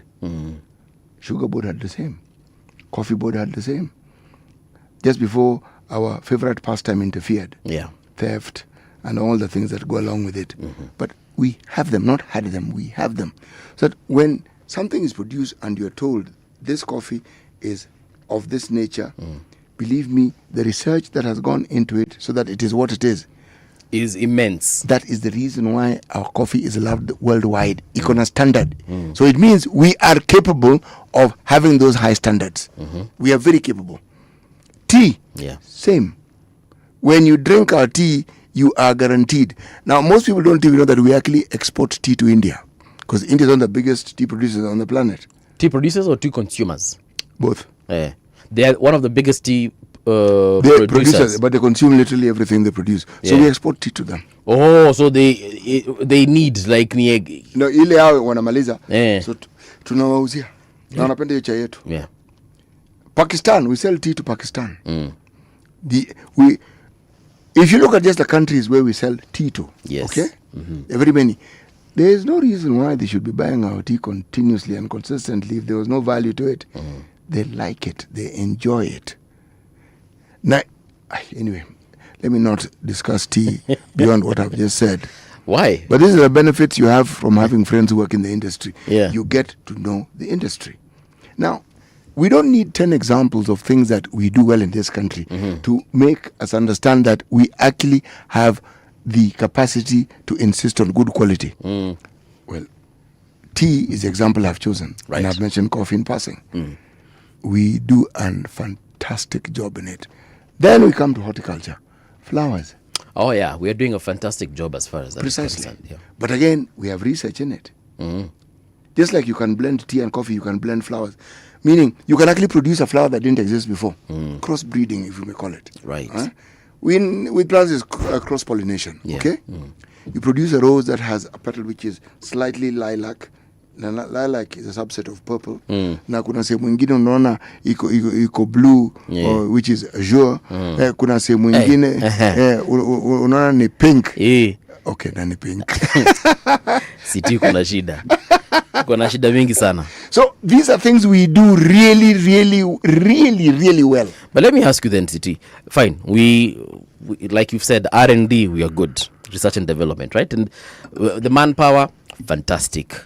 Now, on the issue of infrastructure, I'm talking about roads here, railway, and perhaps even water transport. Then let's talk about the elephant that is also a hippopotamus, power. Are we on okay, but I think we've discussed power so many times, so that one we know that we have an issue with. But we, on the issue of infrastructure, how do we transport these products from the plant to, say, the airport, or even just on the road to have a distribution network that actually makes sense? The flour industry in this country is private. So their motivation enables them to find ways of ensuring that everything, the value chain, is flawless. Okay? From refrigeration at the farm where it is grown, refrigeration in transportation, timing and everything, and sourcing the market and everything. Like, for instance, this war that we have in the Middle East, Iran, Israel, America, interfered significantly with our flour farmers. Even with our meat farmers, or rather meat producers. Because we may have flour farmers who sell flours to, say, the Middle East or, say, to Russia. In the Middle East, they couldn't because there was nowhere to land the planes. Now it is improving. If it was going onwards to Eastern Europe and Russia and the rest, again, they would pass through the Middle East, Dubai, and so forth. So it was a bit of a problem. So the geopolitical influences are real for us. But in terms of power, the power production and the supply in this country, the problems are not unknown. They are known. And they've been explained from time to time. And when you bring in experts, they can explain it to you. One, we have old power lines, which means we produce power, but we lose it. Load shedding, as they call it. Okay? That is a system that needs changing. The routing of power, when you are told about it, you find it quite amazing. Power production is here. It's like it goes the furthest corner of the country before it comes to a place which is very near where the power is produced for you to receive it. Okay? But it is not a problem that cannot be solved if attention is not given to it. Okay? Yes. Because on planet Earth, we are, if not the country that has the largest portion of its power being green, we are one of, if not the. Now, when you have such a reputation, it means you have an understanding and a capacity that others will come and benchmark with. But now, how do you harness it so the production meets the needs? We do have enough power to meet our needs, but why isn't it meeting it? Now, that's where we need to sort the problem out. China have invested heavily in renewable energy. We're talking about wind and solar here. They have these huge solar farms, acres and acres of nothing but solar panels, and they're collecting all that power and directing it to their manufacturing, directing it to their AI, because AI is taking up a lot of energy because of these huge data centers that President Ruto was also talking about. They have harnessed that particular energy because even them, jua nayo ni mingi, especially in the places where they have endless deserts. They are doing that, and they are they have taken advantage of whatever resources or whatever what we would consider challenges. We have a lot of sun, tunasema tunachomeka na jua. Them they're like, sun, let us do the power. We do solar channel and we get the power. Sisi tuko hapa. Hizo ma places zimekaa tu bure. There's absolutely nothing. Desert zimekaa tu desert, and they are scorching hot. I am raising this because we need to realize that perhaps manufacturing is a very big resource for us, or rather a money maker for us, if we take it seriously. Paul, power production, power harnessing, power storage. The argument has been with solar power How do you store it? You can. It's expensive, but you can. Ujamaa ambaye anaitwa Elon Musk, unasikia watu wakiongea mbaya juu yake. He's come up with technology that can store power, but it's still at the stage where it's expensive, but it exists. Yes. Okay? We have situations where people talk about geothermal power. We have not even tapped 10% of what we have. Okay? When it comes to wind power, same story. When it comes to hydroelectric, yes, same story. My question today is that with all this rain and the movement of soils, are we dredging our rivers? Are we ensuring that the turbines are not clogged up with silt? Are we ensuring that we are optimizing on the hydroelectric power that we have? These are questions that we ask. I believe Kenyan is doing, especially on maintaining of the turbines. The turbines. Yes, let them talk a little bit about it. But more importantly, natural gas can be used to power. Oh, yes, it can. Industry. Oh, it can. Okay? We do have natural gas. It is not spoken of, but we do. I don't know about the quantities, but we do. I'm simply saying the audit of some of these things so that we have an understanding of what we have is something that seems that successive governments go out of their way to ensure we never know. That's my impression. I know of two countries, that's Germany and America, where people are even now giving power back to the grid. And I'm saying this because of you mentioned Elon Musk. Elon Musk has got a power company, but inaitwa tu Tesla. So Tesla Power, I think it is called.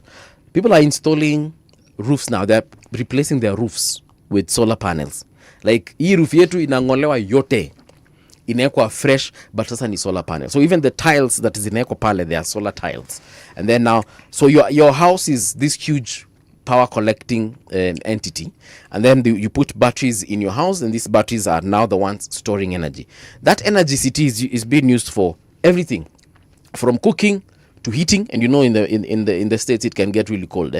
So they use it for heating, they use it for cooking, and for everything you can imagine. You use power for, including powering your fridge, powering your washing machines, and charging your car. Because again, electric vehicles are now also a big thing in places like the UK and the US and also Europe. In Germany and America now, there's another way that people are also generating power, and let me say, taking it back to the grid. So taking it back to the grid, Namanja, you're now even supplying Kenya Power with power. We passed a law that enables citizens to do that now in Kenya. Oh, we did? We did. Awesome. Yes. So now they're buying solar panels as big perhaps as this table of ours here.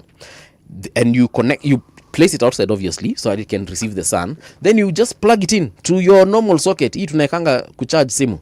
Plug it in there. So it collects power. Then it takes it back into your grid. And then now you can use power kaida now. You still connected to Kenya Power. So you can still use your fridge, you can charge your car, you can do anything that you want to do with your power. But every other power that comes from the panel inaingia kwa stima yako na inaenda back to the grid. So you find that at the end of the day, you're not paying an electricity bill. And if anything, it gets to a point whereby you have actually given Kenya Power more power. So to some extent, they owe you. Now, at the end of the day, they won't pay you. They won't come and say, okay, CT... You trade it off. Ulitumia umeturudisha stima ya 1,000, so here's 1,000 shillings. No. You trade it off, like you've said, so you pay net zero. So at the end of the day, you're not paying electricity at all. You will get your bill at the end of the month, yes, for sure. They'll tell you your usage this month is, say, 5,000 shillings, but also the amount you have taken back, or rather given back, is 7,000. So there's a deficit of, like, say, 2,000. Your 2,000 tumekuachia, so you're not paying anything.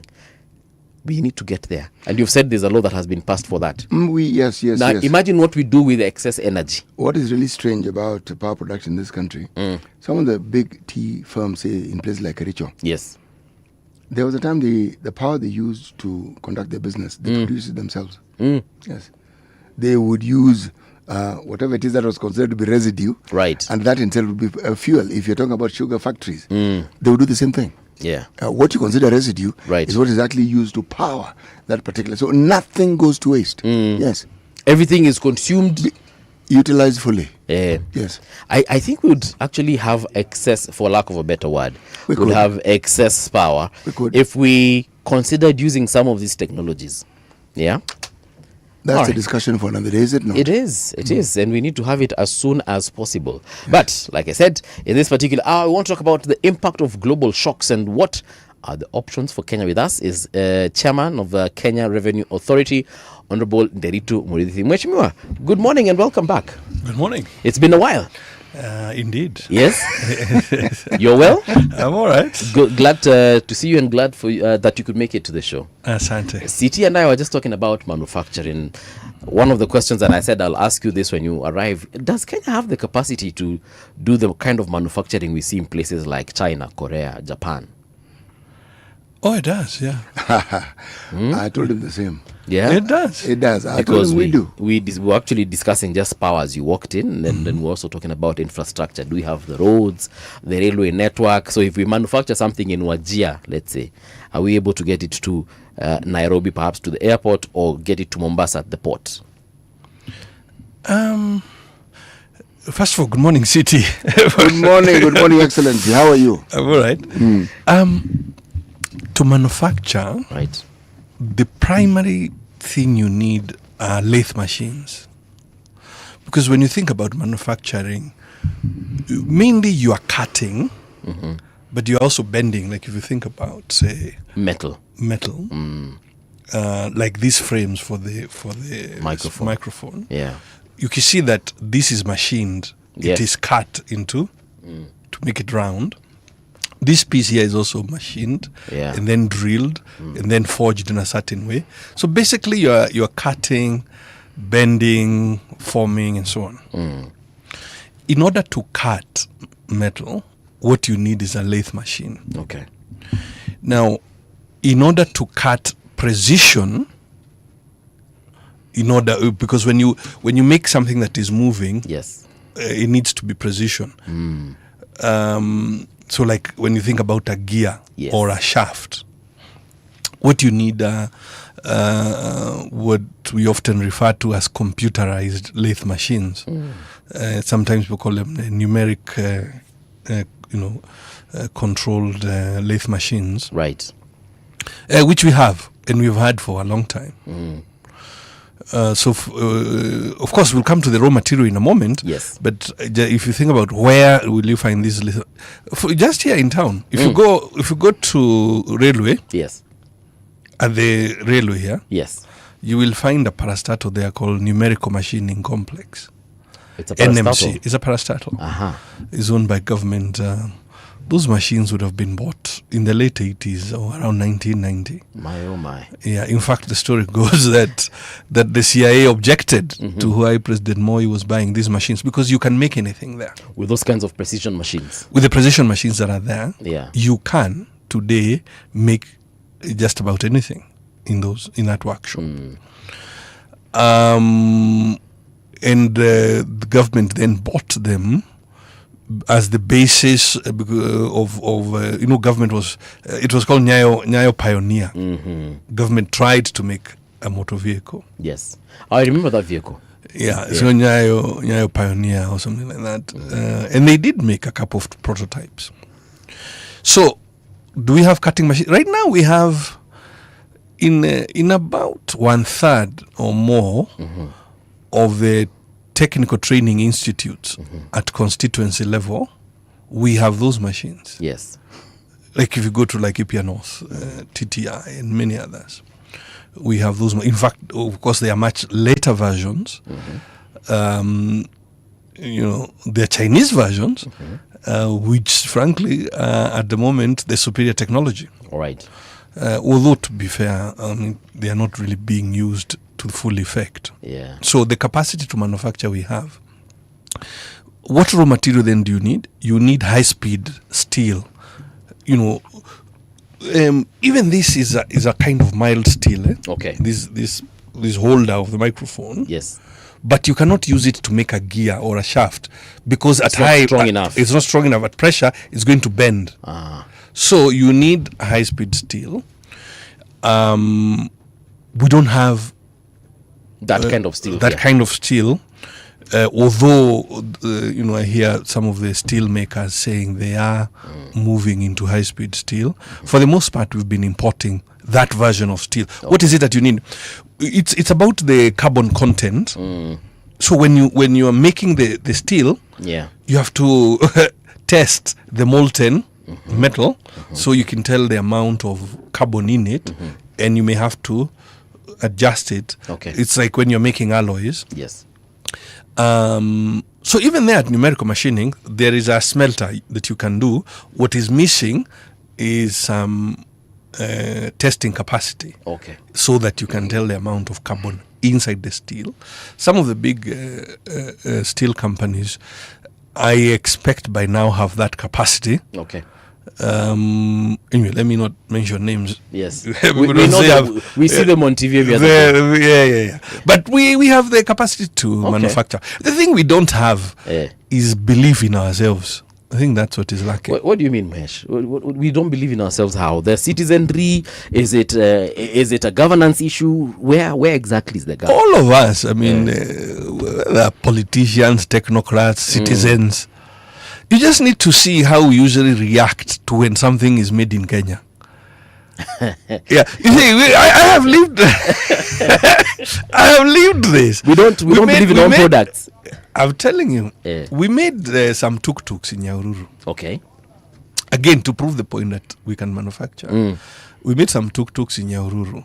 Oh, you should have seen the vitriol and the putting down on social media that it is ugly, it is this, it's the other.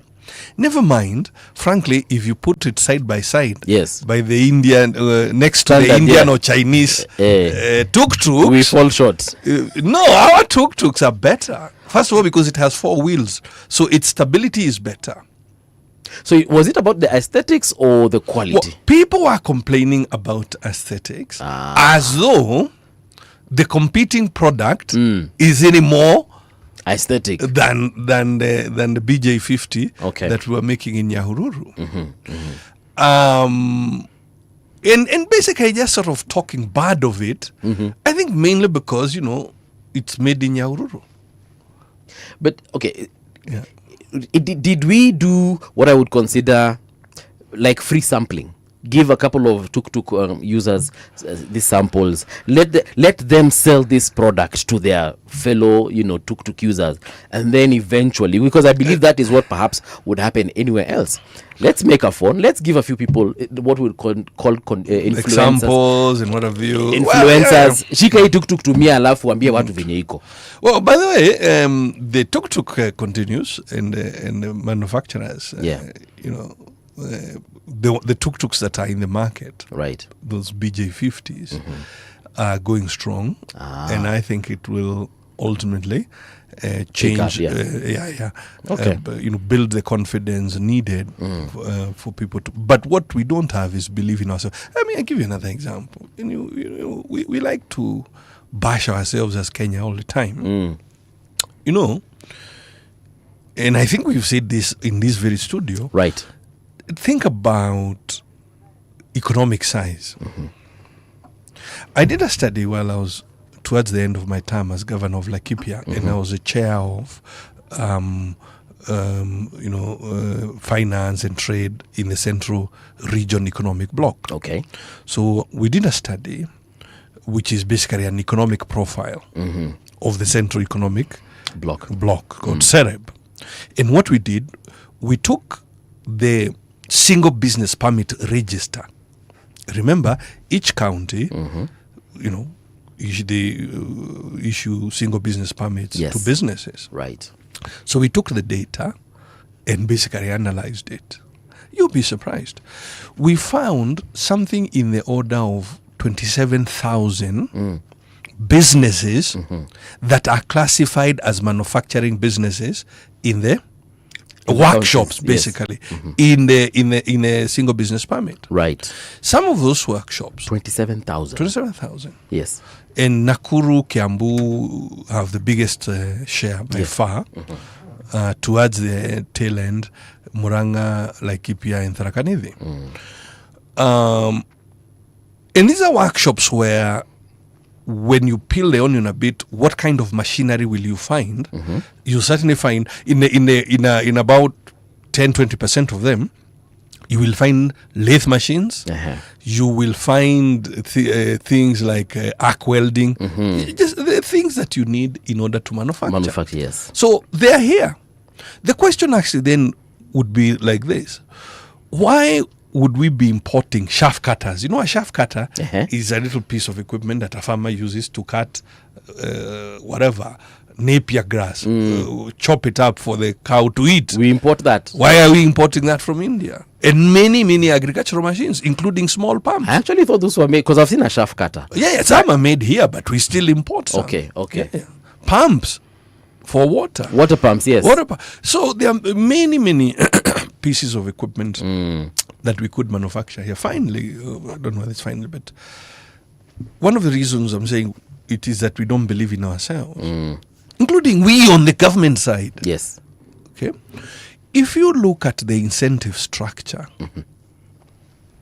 within the special economic zones law, right, which was based on the earlier export processing zones, the incentives contained inside there, they give advantage to imported machinery. Okay. Yeah, you know, you are looking at me like No. I'm not. It's because I agree with you. I'm not from West Africa. When you finish, I'll tell you about an expo I went to. Yeah. So, if you are buying mortars and just basic machines, yes, for your garment stitching factory in an EPZ, when you import the machines, they are tax free. But if you buy the same machines here in industrial area, they will contain taxes. So the incentive structure is,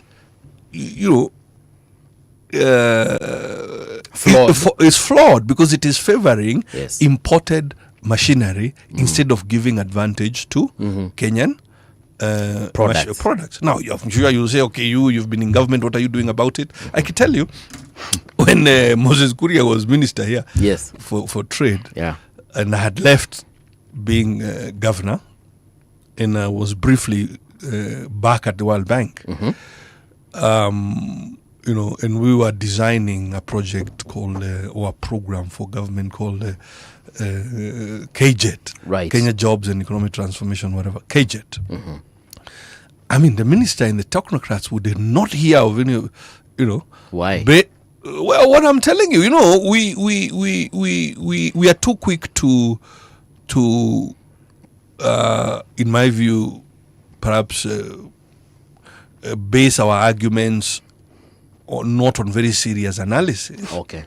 But the technocrats at that time and their minister, and I was trying to show this particular point so that we can change it. Yes. But I never managed to convince them. Okay. Yeah. It's sad. It is. There was never an opportunity for you to convince them. I think so. I mean, you see, when somebody is stuck on a position, it is not difficult to know they are stuck on a position, and no amount of talking on your part was going to change. In any case, I was not necessarily a trusted advisor. I was tolerated, because of the fact that I was. You are affiliated I was coming with the World Bank. Yes, it isn't that. You see, we have very many traits even as a nation that are counterintuitive. They and counterproductive. It's like the very things that would propel us to the positions we wish are the things we resist. Yes.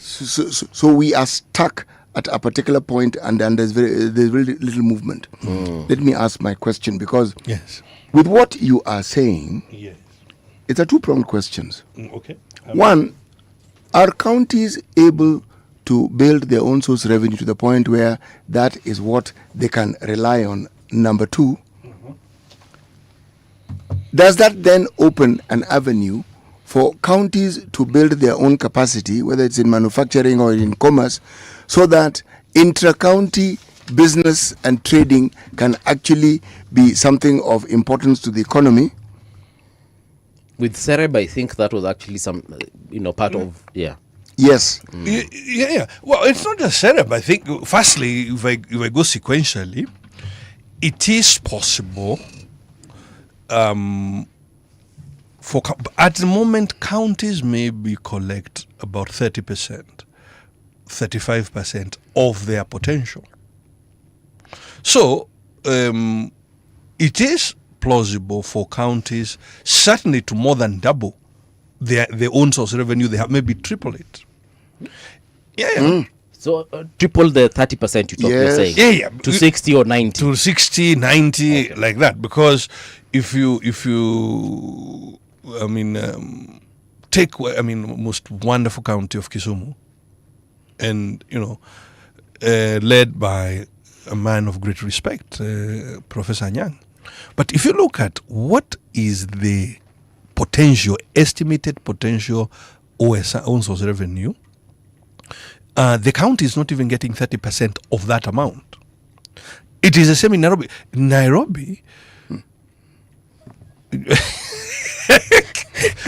Maybe I should go slowly because we live here in Nairobi. CT has got a lot to say about Nairobi. As do I. Just think about, for example, property rates or property taxes. Property rates. Yeah.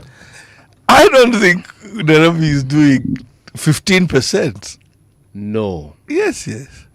For many, reasons, many of which the county can actually fix.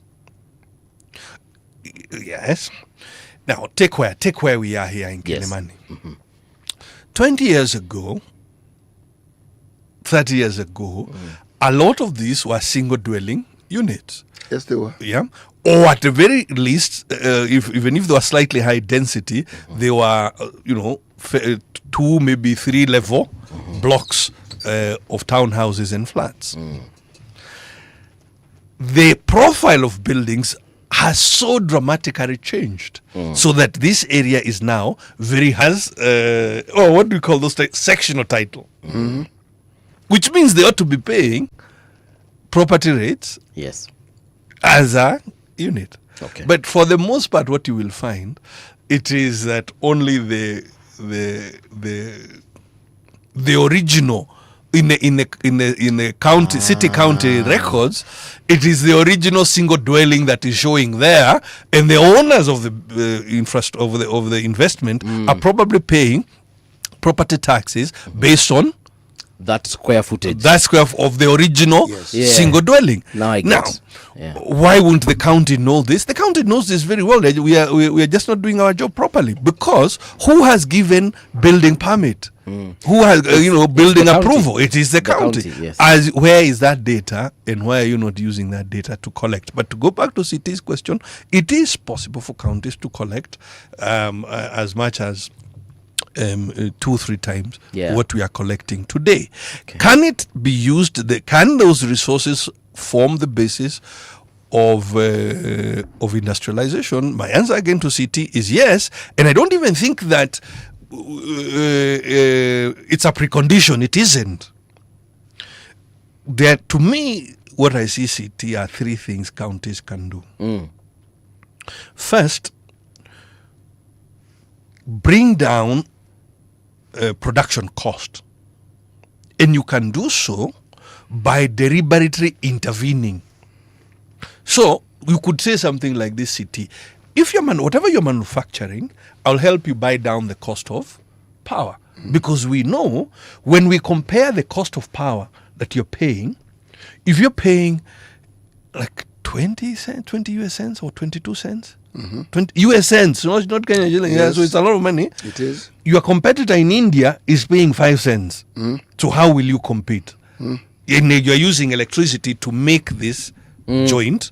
If a person is paying 1/5 of what you're paying, they are going to outcompete you in the market. For sure. Here on this continent, the Egyptians are paying 1/6 of what you are paying. Yes. So how are you going to compete with them? So let me buy down the cost of electricity. Can a county do that? Of course a county can do that. Has it been attempted? I did attempt it. So I know it can be done. So that concept has actually been proven. Yeah. Yes. You can buy down the cost of credit. Yes. Because if you're manufacturing CT and you have to pay 15% interest, what I mean, you will not be able to succeed. What do you remain with? Yes. So you can buy down the cost of credit. Possible? Yes. Tried? Yes. So again, counties can buy down. By the way, we got into some fame, I guess, for doing so. That we approached the big banks, Kenyan banks, and I said to them, look, come and lend to SMEs in Laikipia. Core Bank, KCB, all the leading banks. They said, oh, okay, fair enough. And I said, look, as a county government, I'm not really a lender. And I don't have, my core competence is not assessing credit. No, that's not your job. Yes. So you KCB, you Core Bank, you assess Nderito, you assess CT. If you determine you want to lend to CT, then ask me if CT is a business in Nanyuki. Then I'll check my single business permit. If I confirm yes, I will pay half the interest rate that you're charging CT. At that time, it was about 14 or 13 and a 14%. So, county would pay half, which is 7%, and CT will pay half, which is 7%, bringing you within competitive capacity with your competitors from the Far East. And what we found, of course, is that by applying our resources like that, some little money we had, we about 150 million shillings for enterprise fund, we used it to leverage 3.3 billion. Because now instead of lending you 100 shillings, I'm only spending 7 so that you get the 100 Bob, yes. Which means then, so we unlocked a much bigger, gigantic. So this money was in the budget, the county budget. Yeah. Of course, yes, you have to. No, I wanted to understand the modality. So yes, it went like that. We approached. We budgeted for it. When we went to county assembly, made our case, and the county assembly approved that the part of the enterprise fund would then be moved into the economic stimulus fund, which was then a special purpose fund for purposes of paying this interest that we were buying down. Do all 47 counties have this particular fund, or it was a you have to create it. You decide what your budget. It's you who determines what's in your budget. No, I needed to know, like the way we would have budget for health, would have budget for whatever. Well, most counties do have an idea of an enterprise fund. But how they apply it often is that they try to lend directly, which is not a good idea, because yours was actually cheaper. Not only mine that, was cheaper. The county governments are not financial institutions. Yeah. Yes. That was a cheaper way. And you have moral hazard. Yes. Usually when people get money from politicians, they don't pay it back. Oh yeah, then there's that. Then there's that for sure. So when the government lends you money, hiyo ni pesa ya Nderito. So uliona kile walifanya na hustler fund. It suffers from a very huge moral hazard. Okay. You know where I'm going with this discussion is this. This is something that is constantly on my mind. How to grow the economies of the counties, and in so growing these economies, through intra-county trade and everything else that they do, increasing the capacity of the economy of the country. Because if the counties grow, and the economy, the country has no option but to grow. Without a doubt. Yes. I think you've had me go on and on, CT, about this. If you take those 10 counties that are called Mount Kenya region or whatever, Central Economic Bloc. Yes. Their size of economy is now approaching $30 billion. $30 billion. Rwanda, famous though she may be, is about 14.5 billion. So about half. Actually less than half. Botswana famous though she might be, is about $22 billion. Mauritius is something like $16-17 billion. So that now it's I mean, we have difficulties with imagination about who we are and what we can do in this republic. What? That's an interesting analysis. We have difficulties in understanding. Yes, believing in ourselves. We stunt ourselves. It's like we don't believe we can. What I'm asking is like this. Yeah. And Mauritius is a wonderful place. Yeah. Mauritius is about $17 billion. That's the size of the economy of Mauritius. Right. That is Kiambu and Nakuru combined. Now, Mauritius has a vibrant securities exchange. Companies issue bonds.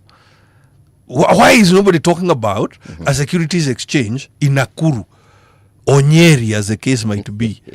So that the companies on that side, they can issue bonds, they can do whatever. Yeah.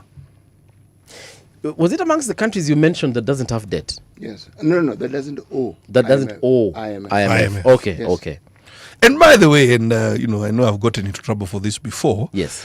People we are just IMF. Yes. Is a lender of last resort. Yes. So you should not be clapping for yourself. If you have an IMF loan, it's because you are in trouble. Some people argue as though it's a nice thing. IMF is the lender of a last resort. Yeah. I would give you the equivalent of, say, in health. When you go to hospital, if you're not very sick, you are admitted in a general ward. Yes. If it's a rather serious case, yes, you are in HDU. If it's a very serious case, you are in ICU. Yeah. Now, IMF is like that. They operate a HDU for economies. So when you have you're one step away from Kwaheri. Yes. Okay. So you should not be clapping at we need a program. Why do you need a program? Strong economies usually do not need a fund program. Yeah. So if you can actually make do without one, that's what is recommended. Not that you should be pushing hard, you're pushing hard to be admitted in HDU. I'll go back to something that Siti asked you earlier on. And during your time as governor, for example, did you have collaborations with fellow governors? And you've mentioned Sere, but other than that, did you have collaborations, for example, with Kisumu County? And did the COG ever discuss how all these 47 governments can work together? Leverage on each other's strengths, on each other's own source revenues. At the CEREB level, we did try to have an economic blueprint that would guide our region. Yes. In terms of the kinds of policies that governments could pursue, including how to improve trade with one another. We didn't quite succeed. I understood that the current governors have also tried, and they haven't yet succeeded. Why? There is a disconnect, my brothers, between the way politics unfolds and what really needs to be done. There's a disconnect. Okay. That disconnect, I don't know how we solve it, to tell you the truth, but there is a disconnect. You see, like today, if you listen to the political talk of today, it's often about who is to blame. We are in problems. Who is to blame? Yeah, blame the current government. Blame the previous one. Sometimes blame one another. Yeah. I think if you see these debates about ethnicity, right, that's what it is about. So there's a bit of a disconnect. Of course, this has happened to other countries as well, including America and the UK, where economic problems, instead of figuring out truly what is causing the economic problem, it is easier to scapegoat. So you know, like the way the UK a few years ago, they said we are having economic problems. Let's leave Europe. Europe is the problem. Brexit happened. So they did Brexit. Same with the US. You know, we're having economic problems. Maybe it's these immigrants. Let's chase them away. In fact, let's put up tariffs. So we don't want, we must put up tariffs as the solution. And of course, those answers are not yielding. Okay? Any results? So because the tariff war is not yielding what is supposed to yield, then they have now started shooting wars in the Middle East and elsewhere. And abducting presidents. Yes, and I'm not sure that is going to solve the problem either. Okay. Now here in Kenya, because we have certain economic issues, the point then blame one another, sort of ethnic profiling that we are under attack. Granted, fuel prices are high. They're not high just for Kikuyus or Somalis or Luos. They're high for all Kenyans. All Kenyans. And so there is no ethnic dimension in the economic problems we are having. Right. We experience them for, stagnation of productivity at company level is not a Mount Kenya issue or a Lake Basin issue. It's a Kenyan issue. Okay. In fact, it's a regional issue that many, we are not achieving productivity increases. And you see, if we don't achieve productivity increases, it's very difficult for companies to increase real wages to people. Okay. And if real wages are not increasing, then the standard of living is either stagnant or at best is stagnant, at worst it is declining. Which is, and if that is happening, then we quarrel more and more about why, what is the reason that, So me, I would say there is a disconnect between economic thought and political action. Mhesh, let's take a short break. We get into the news kidogo. Then when we return, we look at those global shocks and how exactly we can cushion ourselves against them, or perhaps how we can make things easier for the common 190. Yeah? Indeed. Don't go too far. We'll be right back.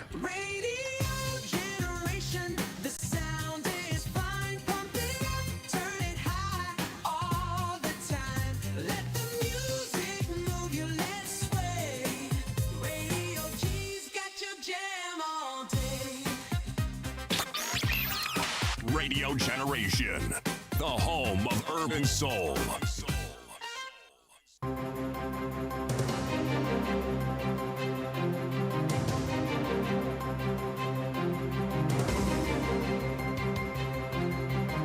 This is the Radio Generation News. Good morning, I am Dahira Ahmed.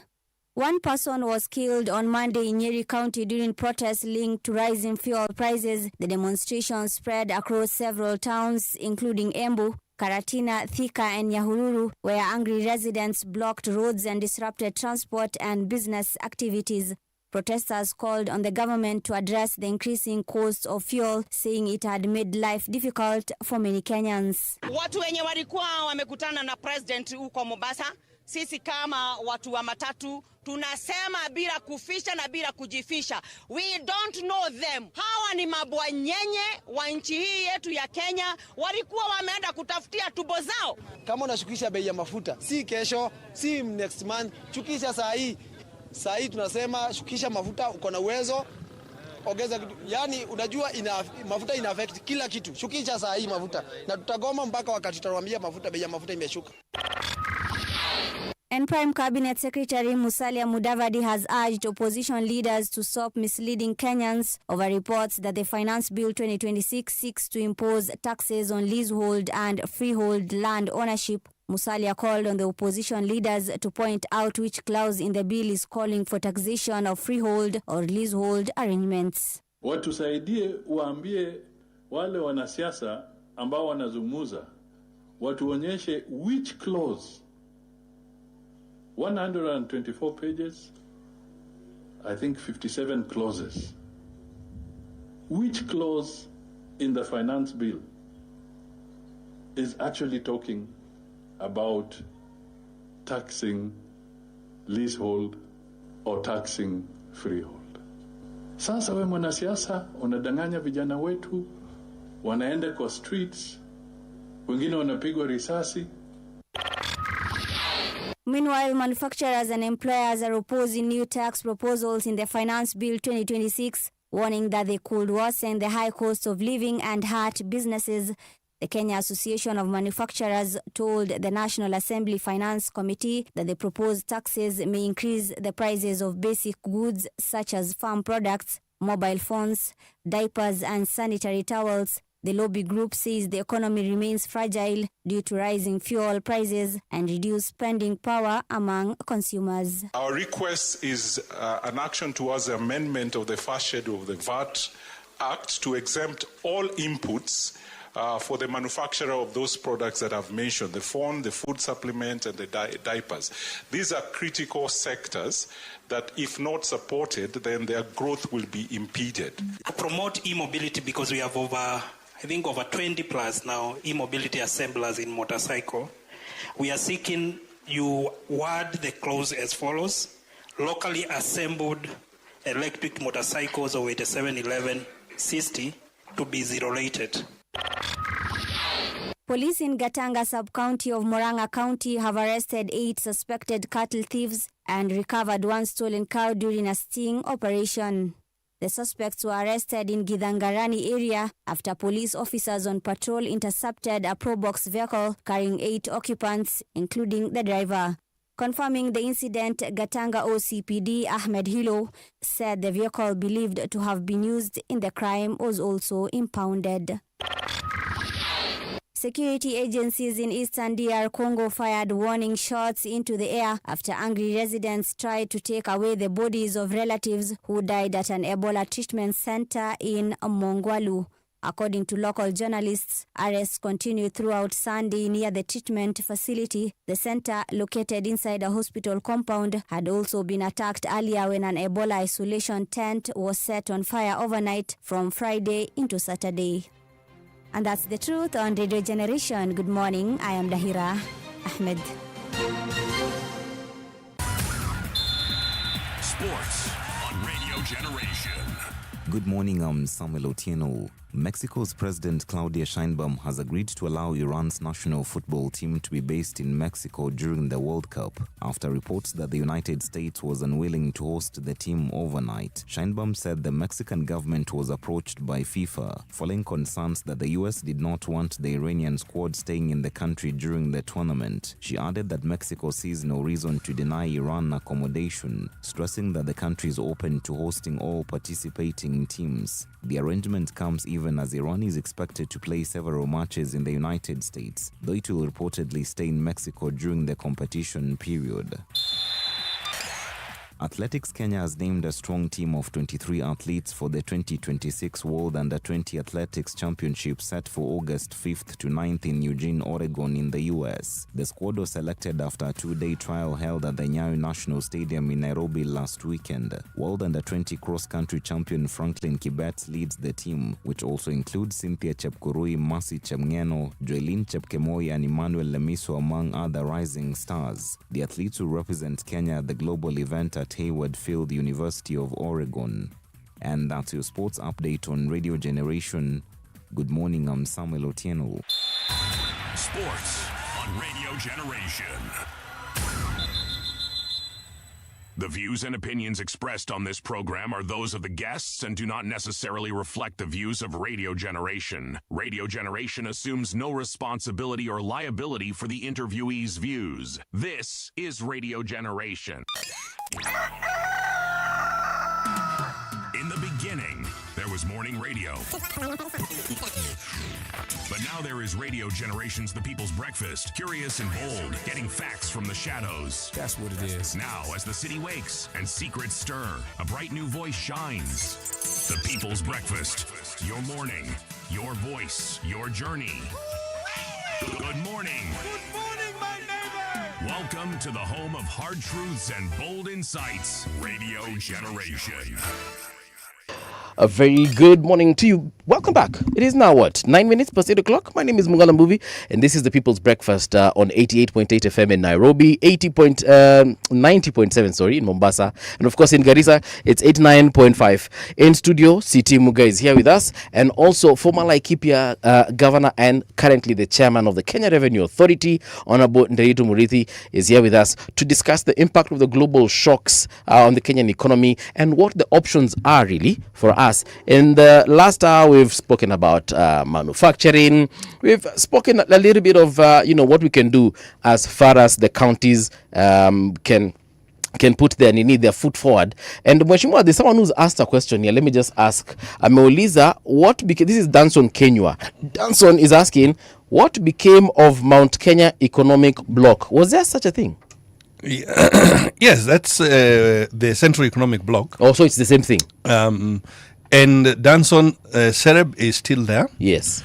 Albeit we haven't made as much progress as one would have preferred. As we said in the last hour, Sereb did attempt to come up with an economic blueprint, both in our time as well as in the current time, and we haven't succeeded. City was asking why, and we were debating the divide, the economic thought vis-a-vis political politics, action. Yes. You see, for us to make progress, and now you can see the linkage with the issue of global shocks. Fuel prices are going up. Why? Because there is war in the Middle East. Fact. Is there something that can be done by both levels of government? Of course there is. For example, national government can deal with the issues of taxation related to fuel, and I'm quite certain they're doing that. But county governments can stimulate economic activity, can buy down the rising cost of energy in order to increase economic activity within those counties. And that is what, a block like Central Economic Block or Lake Basin or Pwani, or frontier counties. Right. That's what these regional economic blocks can do. For you to get there, it's a mental journey. You have to move beyond blaming the other politicians for the economic issues and looking for, first of all, understanding what the issues are. Yes. And then looking for actual solutions that you know. But I think maybe we, as politicians, we are too lazy. It's so easy to just say, ni akina CT ndio ndio wanaleta hii shida. You know, and once you do that, then it's an easy sort of cop out, and then Something similar happened during the First and the Second World War when Jews were blamed for some of the problems that, the economic problems that, Germany was facing, and then they found themselves in the kind of situation they found themselves in. Paul, history is interesting. That's before revisionists begin to, should you say, add their input. But it tells you a great deal. You see, when you look at nations that have sought to do what it is that they state they want to do, it is not difficult to see. China set out to pull their people out of poverty. You don't need to be a clairvoyant to see what they have done. You can see it. And the steps they followed are also very clear. You can see what they've done. Countries like Cambodia, countries like Vietnam, which were at war for so long, one didn't think they would ever rise up. Yes. But the economic giants now, they have moved from whatever it was they were to something new. Korea, South Korea, which was a third world country like us, just because of the way they think. The question was asked. You would simply say these people are patriotic in a way that we are not. They have cultural norms that influence the ethos of how they do things and how they work. Then they have economic structures or structures that are intended to safeguard and protect the economies.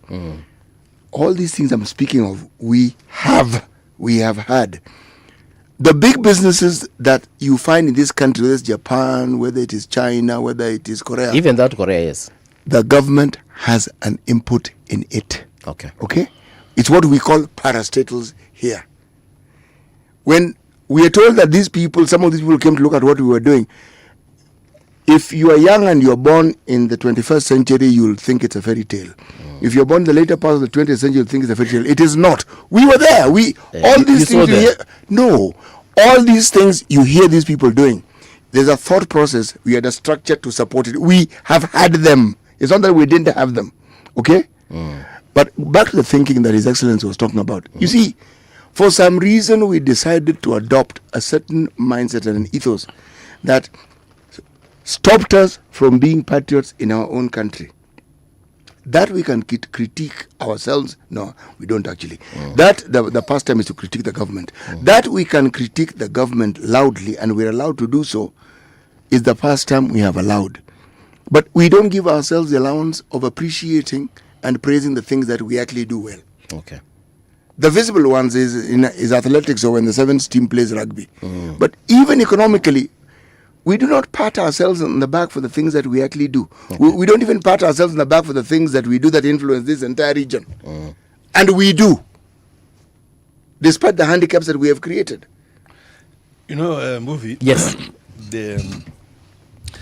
It's a friend of mine.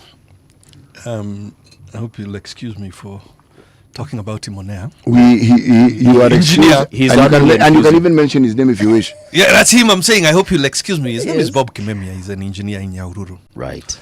In the 70s, he was an expatriate in Singapore. The 70s? Yes. Wow. Taken there by, I think, the British Commonwealth, or paid for. As an expat, he is an engineer. He's a Kenyan. He lives in Nyahururu. Okay. Bob Kimemia. Years later, as a young assistant minister, we were sent to Singapore. He knows this story. We were sent to Singapore by Kebaki and Mudaura, and I went with Julius Muya. Okay. I went with Victor Ko, and Stephen Kirogo, the late chair of the Public Service Commission. And we went to look at, what it is that had made this country successful. The institutional architecture is exactly what CT is explaining. Whether it is a pension fund, yes, the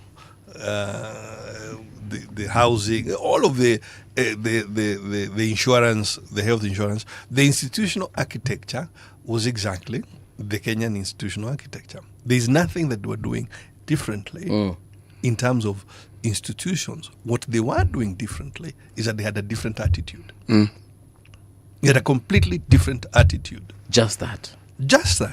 An attitude of less blame game, an attitude of discipline.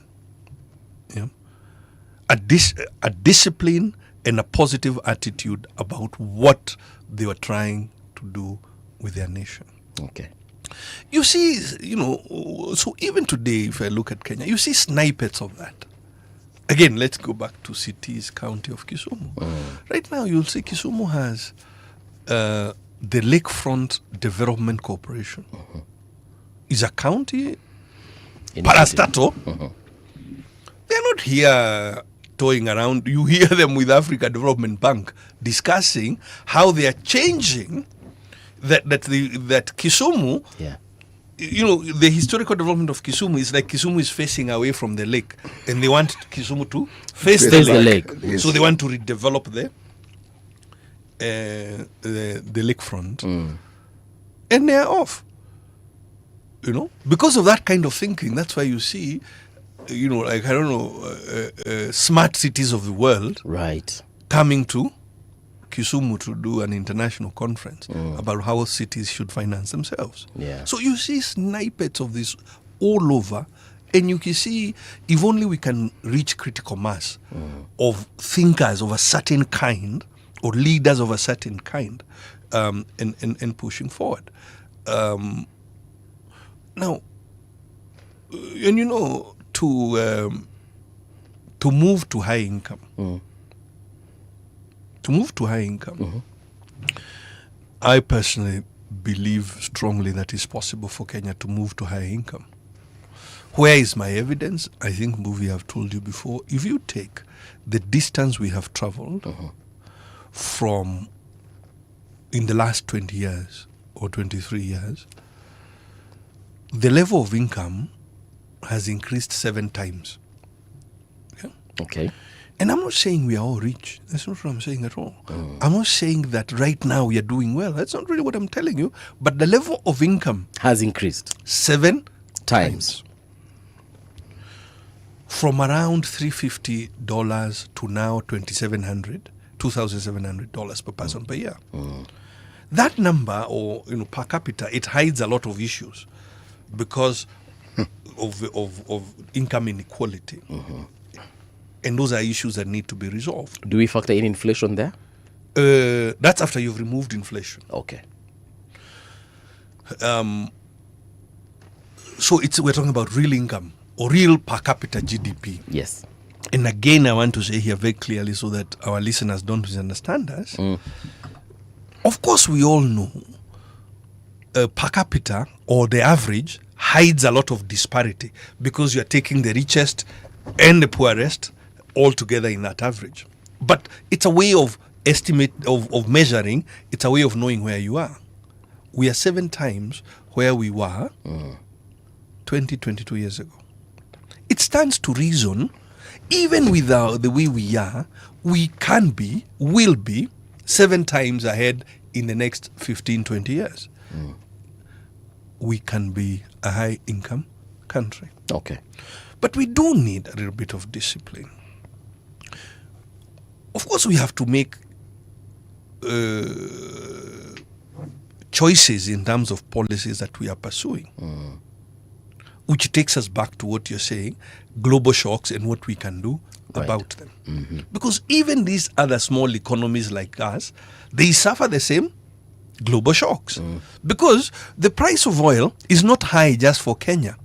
It is also high for Seychelles. But Seychelles is a high-income country. It's also high for Costa Rica. And Costa Rica has just achieved a high-income status the other day. So it is possible, but we do have to make certain choices. And number one choice, frankly, is to reorient the way we do, political action vis-a-vis economic thought. Because political action today remains stuck in the past of blaming individual politicians, blaming our ethnicities, instead of saying, okay, what is the practical way in which you can shield a manufacturer from rising global energy prices? And it's possible to take action even at a county level. Yeah. Because if you look at those particular shocks, and you've actually even just mentioned one that I wanted to talk about, which we have been frankly speaking for about in the last couple of minutes, energy. Indeed. Energy is a big deal, and it is the same thing that is making Kenyans go to the streets, and also Bolivians also just the other day were in the streets over the same. So you can see there's like a trend of the countries that are suffering, or rather at the very least that are taking citizen action, is because either we do not have the right information, or politicians are interrupting the process at which government can actually do something about the situation. But also there's a trust deficit, and especially here in Kenya, we know Kenyans will question everything and anything coming from government. So at what point do we realize as a citizenry that there's the time for bickering, politicking, and actually taking actions? Because I believe even we as citizens can take action at our level as we wait for government to do its thing. Well, if I take, for instance, the young people in 2024, it's clear that Gen Z or young people have the capacity to reimagine this thing and to act differently. There is no doubt in my mind that all political formations today are salivating, wondering who will Gen Z support. Right. So if I was a young person today, I would be arguing with my colleagues that we need to deepen our own view as to what the solutions are and say it out loud what we believe the solutions are. And I suspect you will see politicians trooping in that direction because, politicians are looking for votes. If they see you are in this corner, that's the corner they will come to. Yes. So my view is, and I think you as a radio station and other institutions are doing a great job of saying, hey guys, let's debate the real issues. Let's peel the onion of these economic problems and determine what actual well thought out solutions would look like. And then look out for leaders who are able, A, to conceptualize the problem or problems, and B, able to conceptualize the right solutions that we as young people would agree with. And I think there is an opportunity, given where we are in the political cycle, for young people to do that very, very strongly. True. Yeah. Even in terms of, if we look at what we have survived through, we had shocks during COVID-19. Strangely enough, we came out of that unscathed. Okay, fair enough. I want to rebut, but let me let you finish your sentence. I believe we came out of that particular situation stronger.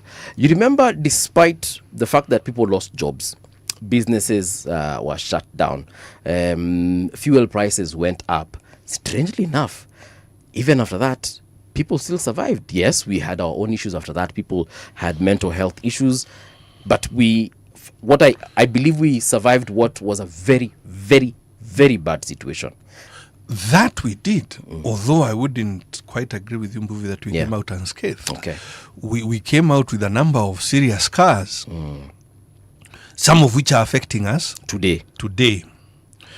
But in terms of government response, many African governments, Kenya in particular, I think the response was superb at both national and county level. Closing when we needed to close, including shutting down completely when we needed to shut down completely in order to contain the spread of this infection. Government, both national and a few county governments, immediately went into stimulus mode, which helps businesses to recover. But the COVID shutdown and disruption in supply chains set in motion a decline in real wages. Because what happened, now how do you usually stimulate economy? As globally, yes, it's government spending. Including increased borrowing by government in order to find money to spend. All right. And that happened across the globe. That meant inflation globally, yes, and in Kenya in particular, but globally, inflation started going up. But governments had to stimulate the economy because you have shut down the economy. Yes. It's like jump-starting the car. Right. So, or priming the pump. So, accelerated borrowing by governments around the world drives inflation up. Okay. Because inflation is rising faster than the increases in wages, the purchasing power of people is eroding. Okay. And that is exactly what happened here. So as we come to 2022, we were already in our third or fourth year of a decline in real wage. Right. Because in 2019, in 2020, in 2021, inflation is higher than the increases in wages. So from a real income point of view, you are worse off. We were already in our third year or third and 3.5 years of eroding purchasing power. Yes.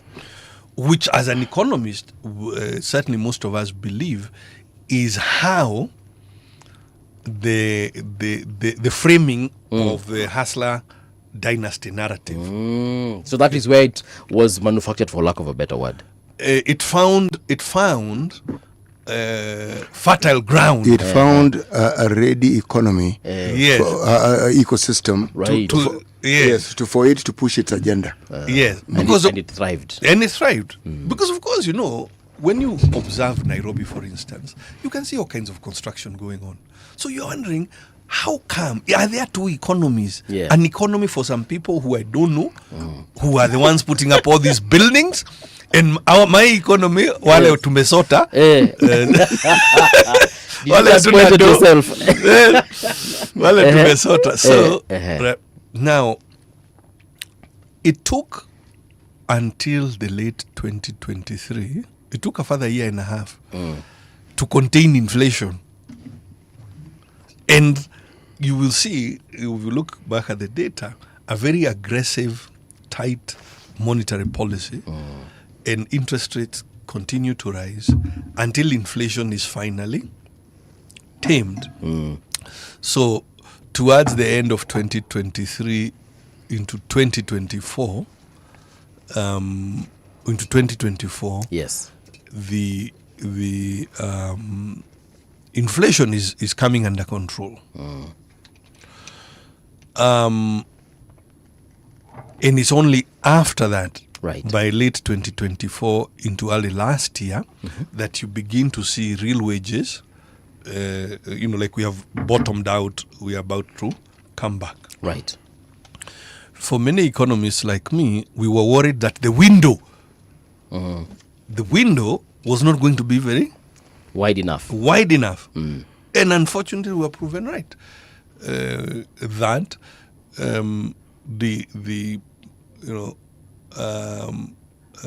the wars, particularly in the Middle East, kicked in, and because of that, prices and inflation are again beginning to rise.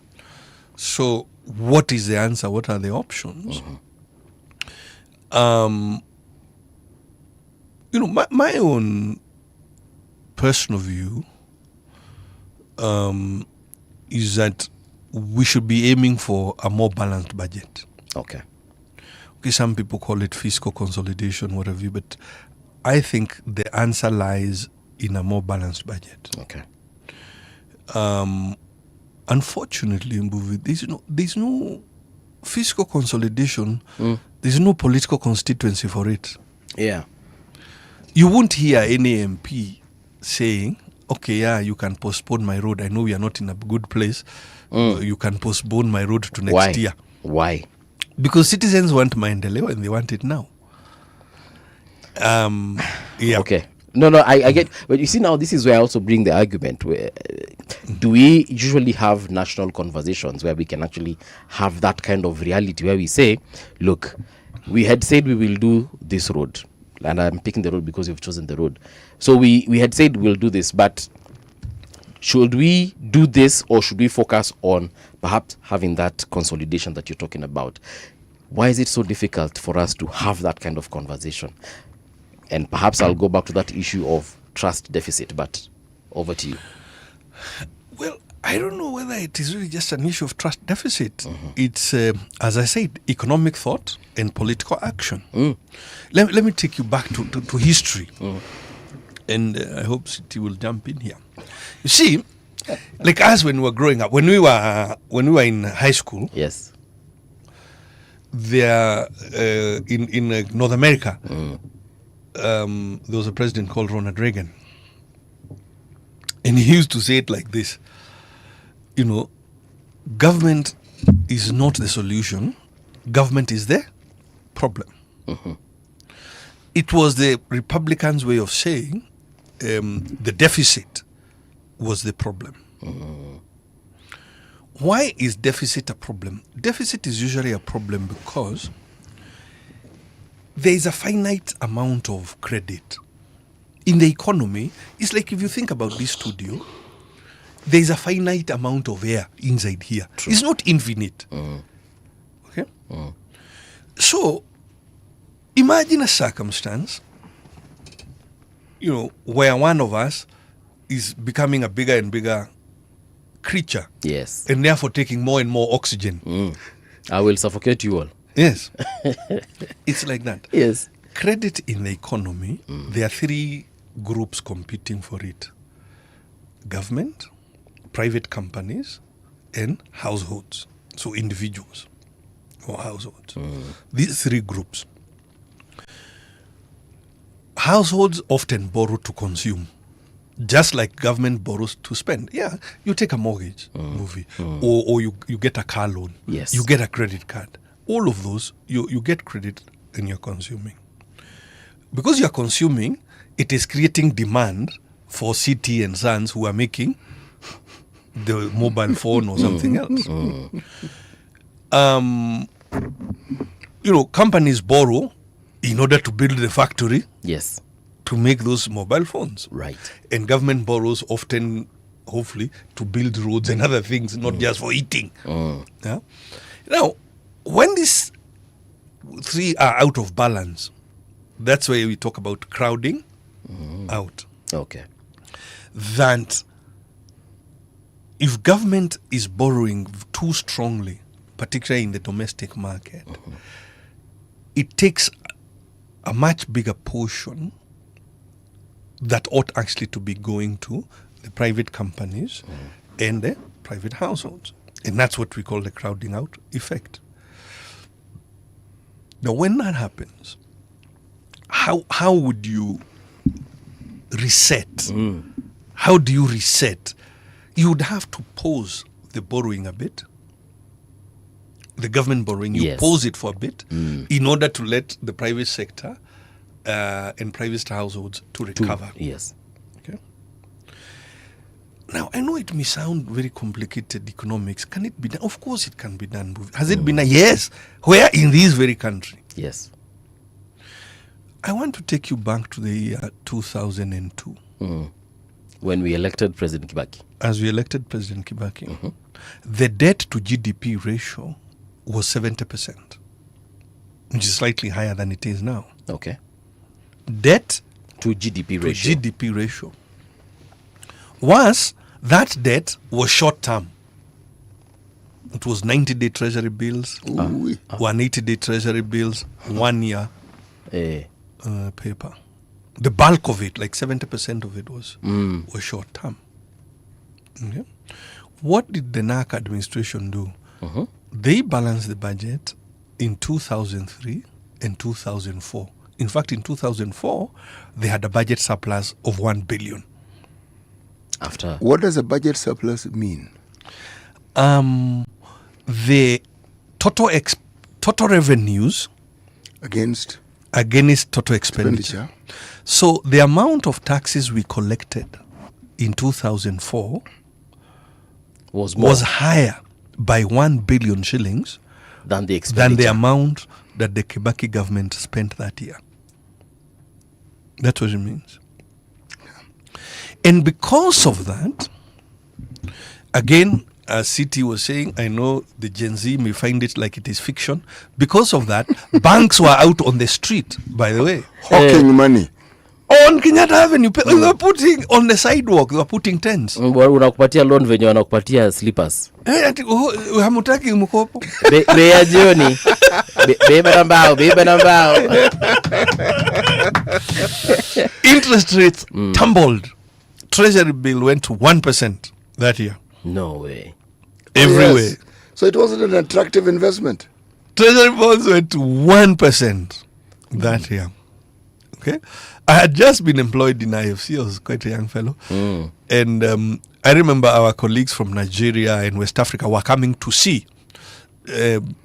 Because of that, even what we call the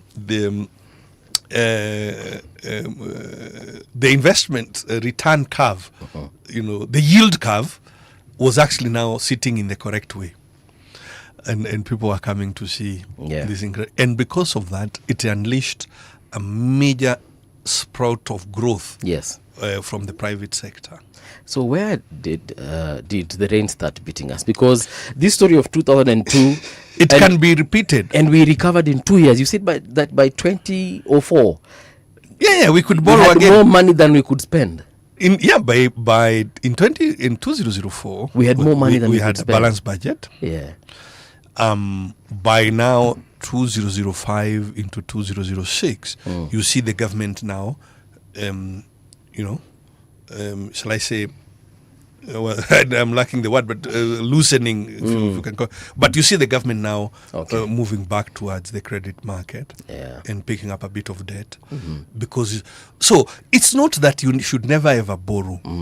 But you can pause the borrowing. You can pause the borrowing. We have been saying that here, City. You can pause the borrowing. So personally, I hold the view very strongly that in our time, we need to pause borrowing for between 12 and 18 months. And if it has been done before, it can be done again. Well, yes, and even if we're borrowing, the question I would ask, His Excellency, is what percentage of our total budget or expenditure were we borrowing? And if we were borrowing, what was the focus of that borrowing? I know it's for development, as we say. But did it do the job? Well, yes. If in fact, let me answer the question I was asking. If you're borrowing only 5% of what it is that you need, it is not a burden. Actually, you're right, it isn't. It is filling a very necessary gap that you can see with the understanding that that will also spur growth. And that is a debt that is easy to pay.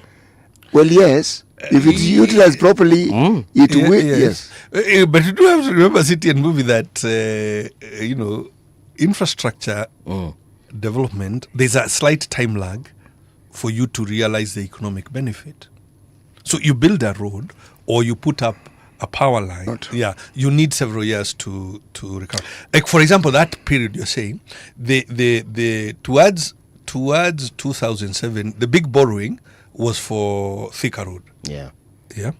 Of course, if you look at it now, you can say, we've probably recouped, but it takes time to get the. Actually, that actually is the reality of infrastructure. Yeah. Yes. Yes. It brings about change, which you can witness within a fairly short term, but the benefits do not come immediately. Yeah.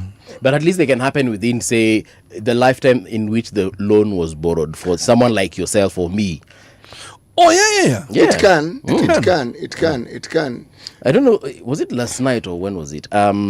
Someone said that, I don't know which country borrowed money, and they had a 70-year period to pay that particular loan for that particular infrastructure. And I also think that's a fairly good time, because at the end of the day, anyway, governments exist, to serve the people regardless of who is in power. Look, Mbuvi, if you look at the debt register, I know people usually say it's not. It's actually there. You can just go to the National Treasury website. Right. And if you rummage through there, you'll find the debt register.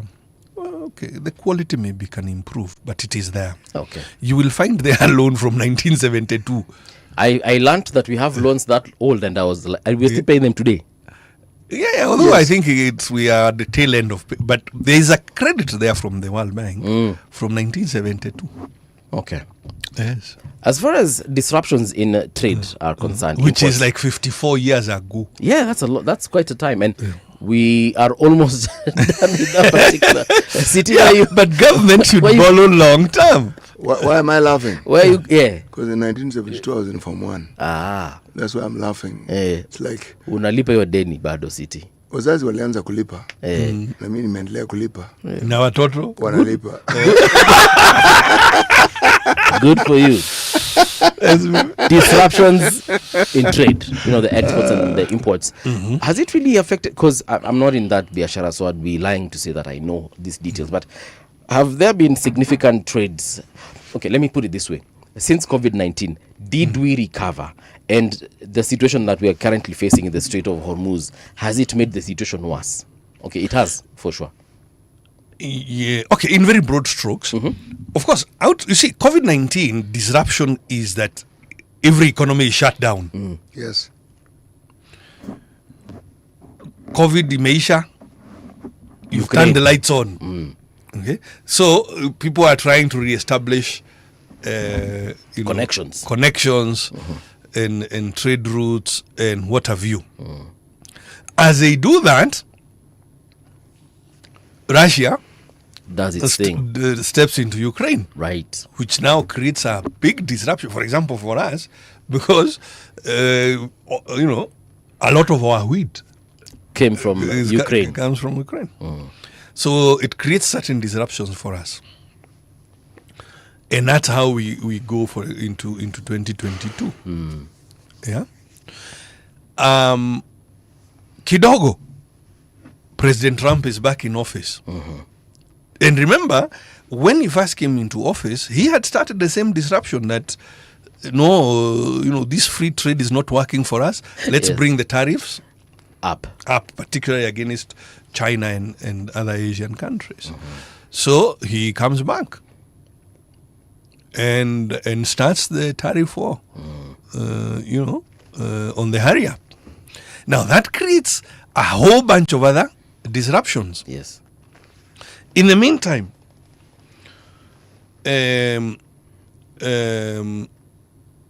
war in the West Bank. The Gaza. Now, okay, that doesn't create as much disruption, but there is some disruption. Okay.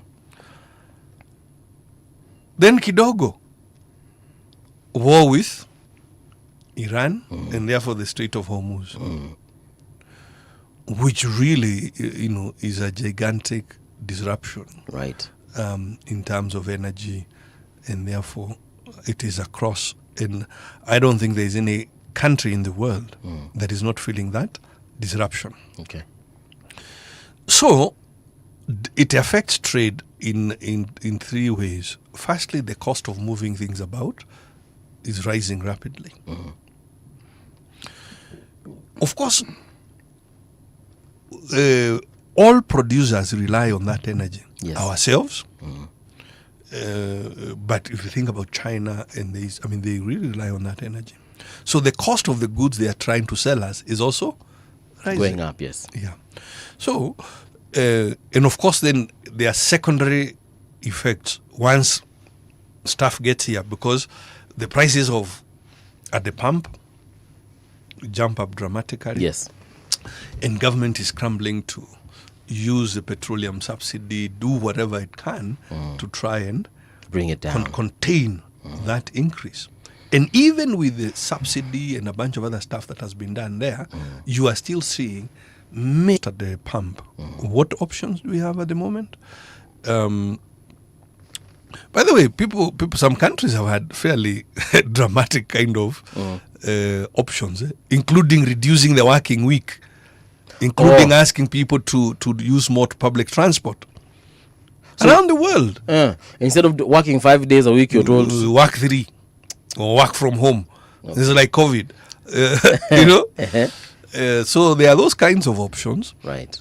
More long term is to think about reducing the dependence on oil.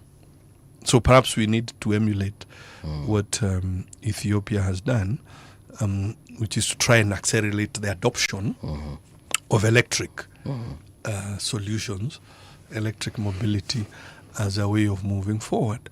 Will that solve instantly? It won't. But for instance, the measure that was announced about 100,000, the first 100,000 vehicles. Yes. I think that could have some immediate or near immediate effect, because of course China is a gigantic supplier. If you want 100,000 cars from China, yes, I'm sure they can bring them here in a week. Oh, they can. Yeah, so it can be a fairly one ship for them is enough. Yeah, so like that. What is not a solution is yelling at each other and calling each other names. For sure. Yeah. You mentioned Ethiopia remembered the Great Renaissance Dam. They have great power as far as that dam is concerned. If we had similar power, do you think that would help us and reduce our dependency, especially on diesel-powered generators? Indeed, it can. I must say that at the moment the diesels are not that. I think, if I recall, and I'm doing recollection here. Yes. I think it is something like 5% of the energy mix. We have quite a bit of wind. We have quite a bit of solar. We are importing from Ethiopia, from that grant. Yes. But can we do? We have one site called High Grand Falls that we have spoken about since CT was from before CT was in nursery. Yeah, I once saw a report in the basement of the Ministry of Agriculture about High Grand Falls. That report was from 1967. Yeah. Here in the basement of the Ministry of Agriculture. So High Grand Falls is one big site that has the potential. Of course, I think we can do a lot more solar. Okay. And we can do a little bit more wind. And of course, industries are now doing captive power. So there's quite a bit of potential there. Yes. None of those things are instant. Yeah. Because energy development takes time. Switching even mode of transport takes time.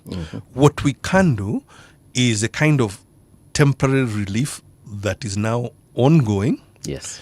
And unleashing that trajectory, like now, let's switch to more electric cars and so on. Those things. So you do both, a combination of short-term support measures, as are being done, but also unleashing the longer-term or immediate-term measures, so that because you can't stop the next war. Yeah. So what you need is to reduce the dependency on this thing. And we have the capacity to do so. And I like the fact that globally, actually, everyone is talking about it. Yeah. They're like, maybe they have realized that indeed reliance on oil is a big problem. And like you have said, if another war breaks out, and perhaps even a global one, then let me use the word I like using, we are properly cooked. But consider for a single second that some of these shocks need to be absorbed perhaps in the short term, medium term, and long term. I mean, like, if you look at the 2019 Petroleum Act, okay, one of the portions of it that look to what we are discussing is the creation of reserves. Now, Rwanda has reserves. We have a law that enables us to actually have reserves. Now, we don't have reserves that we can speak of. We have something like a 21-day cycle of fuel where if there's a problem, we need to solve it within that particular period. Yes. The will to ensure that we have protective measures. Yeah. It is not long-lasting, but it gives you breathing space to think. Because if you had the reserves, 3 months down the line, you start saying, okay, we've got 5 more months here, but let's see what we can do. And plus, it would have offered a stable cost of whatever petroleum product that we use. So it takes us back to when we think of our country and the things we need to do for our country and the priority of ensuring that the citizenry are protected from such things. Many of the things that need doing are actually within our grasp. It is not that we cannot do them. No, I suppose, City, one thing to point out is management theory is like fashion. Yes. It does change. Like now, as into the 90s, early 2000s, as we were going to graduate school, we used to talk about just-in-time manufacturing, which suggested that in fact you keep less stock in the chain. You have supply chains that are so streamlined. In fact, I remember my late friend Ken Boya and I talking about when he was running the HP operation in East Africa. And at that time, HP had like a distribution hub in Dubai. This is Hewlett Packard, yeah? The Hewlett Packard, yes. Computer company. The computer company. All right. And Ken used to tell me how it was working, that, you see, if your hard drive was something went wrong. If something went wrong with and you ask for a part, if you ask for it before midday, by the following morning it is here, because that order is transmitted like to their Dubai center, and the part is put on KQ overnight, and by the following morning, you have it. It's at the airport. No, in fact, at that time, the issue he was raising with me was because I wasn't in Kari, but I was in government. He was raising with me was the efficiency of clearing, that the turnaround from when the customer orders to when the part arrives at Jomo Kenyatta Airport was like 24 hours. Then it was taking them sometimes even 7 days to clear. You know? And we were saying, look, solve this thing. And we did solve it. We did solve it. It was possible to solve. Now, what I'm saying is, management theory at that time was for just in time. Right. But not to excuse why can't we have some reserves that can help sort us out. That has led to debate around, can you bring private investment into, for example, large scale fuel depots? And I know that in our time we did end up with one at Konza by, I think, Petro City. One of the oil companies has a large scale depot in Konza. Yeah. Hii Konza moja ya Machakos. Hii Konza hii hapa. Allah. Actually, let me in this, and another one, in fact, in Nanyuki, although the Nanyuki facility is much smaller. Yeah. Two comments from two different people, but on the same issue of fuel reserves. For example, various places is asking, is there actual national planning in Kenya as far as the fuel is concerned? Because again, Rose Tata amesema China has got over 2 years of fuel reserves. I don't know how true that is, but is it possible to have 2 years of fuel reserve? Well, I don't know about 2 years, but as we are explaining, we do have some limited capacity. Okay. Including by private oil companies. One that I know of is Konza. Another one is Nanyuki. Of course, whatever. Now, that also comes at a cost, because when you're holding stocks, stock costs money. Yes. So it does come at a cost. Okay. One would like to see maybe that argument fleshed out into shillings to see what is the investment case for reserves, or how can reserves be financed. But the desirability, the idea of reserves is a good idea, certainly at face value, but we need to go deeper into the investment case for it to see. Right. But I would urge Kenyans, this thing is not, there's no magic wand to this problem.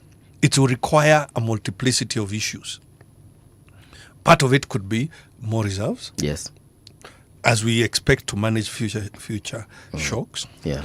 The other is this change of our reliance on these fossil fuels, like that, including, of course, continuing to develop our own fossil fuels that we have. So it's a multiplicity of issues. Okay. Yeah. Lastly, we have about 2 minutes.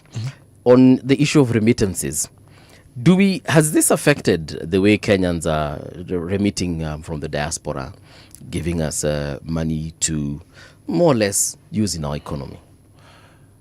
Oh, goodness. I haven't looked at that number for a while. Okay. I would be surprised if it hasn't.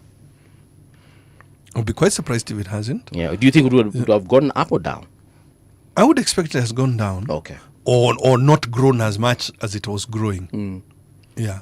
Okay. I would expect a slowdown, but frankly, I haven't looked at that number in a number of months now, so I'm not sure where it is at. All right. Yeah. Foreign direct investments, that's a conversation that has also been in the conversation in the tongues of government as well.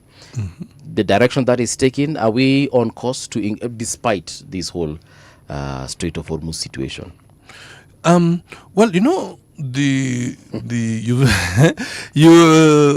I think we are on course, and again, government is never really helpless as such.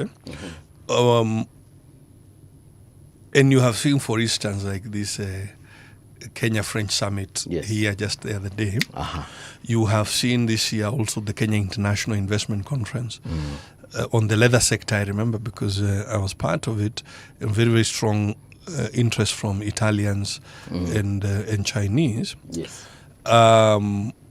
So the answer is that the efforts to attract have been fairly strong this year. I expect the number could have been better if there were no global crisis. Okay. But I still expect a fairly strong number in FDI this year. Okay. The thing, though, that you must ask yourself, movies like this: how is it that foreigners have confidence to invest in this republic, and we ourselves are really, bickering from morning to night? I would say, what is it that they are seeing that we are not? Perhaps they have deeper pockets than us, and they are seeing the opportunities that Actually, we no. The Kenyans we are looking at in this discussion are the wrong Kenyans. Which ones should we be looking at? I'm going to tell you in a sentence. Yes. This Mama Mboga who wakes up every day to sell those wares, that person is an investor. You just don't think of it, but they are. This person who sells these things you people call smoky. Yes. That's an investor. Namayai Pasua. These people who sell ngumu just on the road just down here. Right. Anyone who takes their money to go into business, they are investing. Okay? And there are very many. People in the Juakali industry are investors. Some are even entrepreneurs. We are looking at this nebulous middle class. These ones who are one salary away from poverty in Kenya. They are the ones who we focus our discussion on. That's the wrong group to look at. Yeah. This other group who are the majority and who need that uplifting so that they can get into the middle class with their business acumen are the ones we are looking at. This is where we should focus. That's my view. All right. Briley is saying, great discussion with the former governor. His very important, crucial, and informed points with wisdom and experience. But there's one Majok who's asking, OMG, cry my beloved country. How do we end up voting such bright minds out? I guess in very many words, he's asking, are you going to be going back to the governorship of Laikipia? I hope to do so. I hope to do so. Yes. I have a great love and passion for Laikipia and what we can do as a county. I know that the political winds are what they are. Incidentally, I think people we so easily forget. Yes. I'm in government now. I'm in broad-based government. Yes, you are. I didn't start there. I think I'm in broad-based government courtesy of Gen Z. After the Gen Z revolution, government was reconstituted, and quite a number of people from the opposition, from Azimio, were asked to join government. I have every intention, inshallah, yes, and hopefully I'll persuade the citizens of Laikipia. All right. The thing I can tell you, again, we're back to the same point, that the economic thought to political action. If you look at the prevailing economic winds in the Mount Kenya region today, it has nothing to do with what is the right economic policy. It has nothing to do with what will really get us out of these difficulties, and everything to do with who do we like and who don't we like. So and unfortunately, colleagues, we are also in an era where the argument that wins is not always the economic argument or even the reality argument. Yes. I give you one example. And I know because I'm involved. I'll give you the example. The president went somewhere some years, like a year ago, I don't know when, I think in northern Kenya, and he spoke about a road, and he spoke in a very dramatic fashion, and he could remember the names of the towns. itoke Mandera Yes. iende wapi? Iende wapi? Ikaenda Kotulo. Ikaenda Kotulo. Yes. Iende Tarba. Iende Yes. wapi? Ifike Samatar. Samatar, ifike Isiolo. The Gen Z responded with incredible memes, most of which were sort of mocking the presentation. It made many Kenyans think like it was a story. You know, it is stories ajaba. Yeah. The reality, colleagues, is that corridor is under very rapid development. Okay. I know so because I, as Derito Mori, the chair of KRA, I have been to Ethiopia. I've been chair of KRA 1.5 years. I've been to Ethiopia twice. On both occasions, leading or being part of leadership of a government delegation, negotiating with our colleagues from Ethiopia about where we are building 2 bridges. One within Mandera town, the space is called Suftu, and one in Lamu. Building bridges across Livadawa, which is the boundary between Kenya and Ethiopia at Mandera, or in Mandera County. So, those 2 bridges are at the tip of this 750-kilometer road, beginning Isiolo and entering into Ethiopia. Right. KRA is involved because we are building one-stop border posts. We are also involved because we are building truck stops, what we call trade facilitation centers, like long-distance trucks. Where can they stop and rest for the overnight or whatever? We are involved in building 4 of them, and then these 2 one-stop border posts. That's why we know about this thing.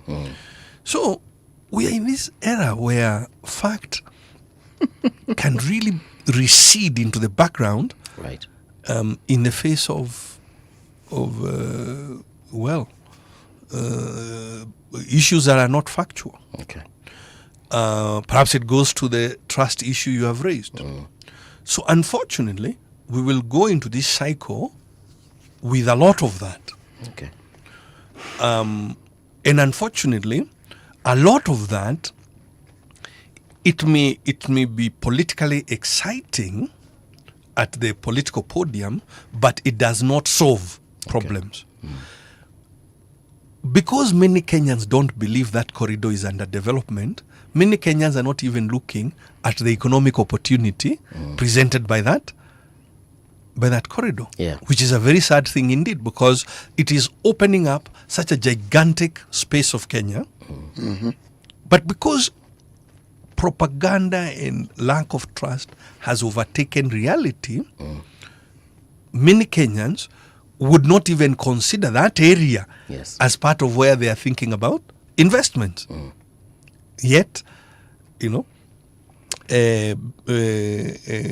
is where you can actually get perhaps more higher returns because it has less capital than, say, Nairobi. Okay. It's a sad thing because those belief systems or those issues affect our behavior, our actions. So very, very disconnect between real economic thought and political action. Okay.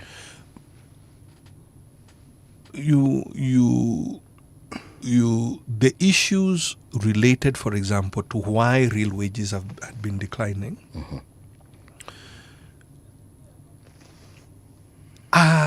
go way beyond any one particular administration.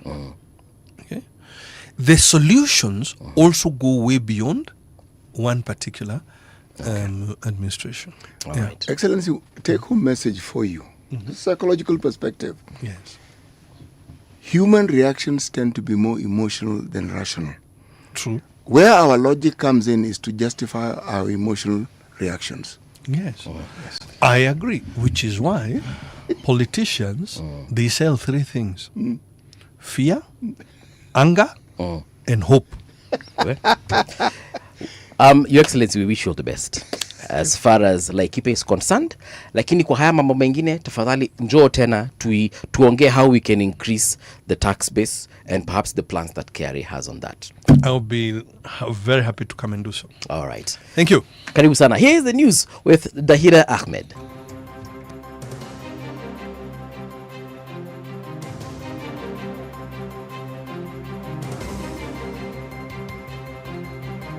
This is the Radio Generation News.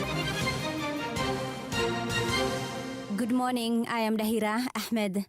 The National Assembly resumes sittings today after a short recess. On the agenda is the first reading of the Finance Bill 2026. Members will also consider a motion on the Senate amendments to the Division of Revenue Bill. In addition, the Public Finance Management Amendment Bill is set for its second reading.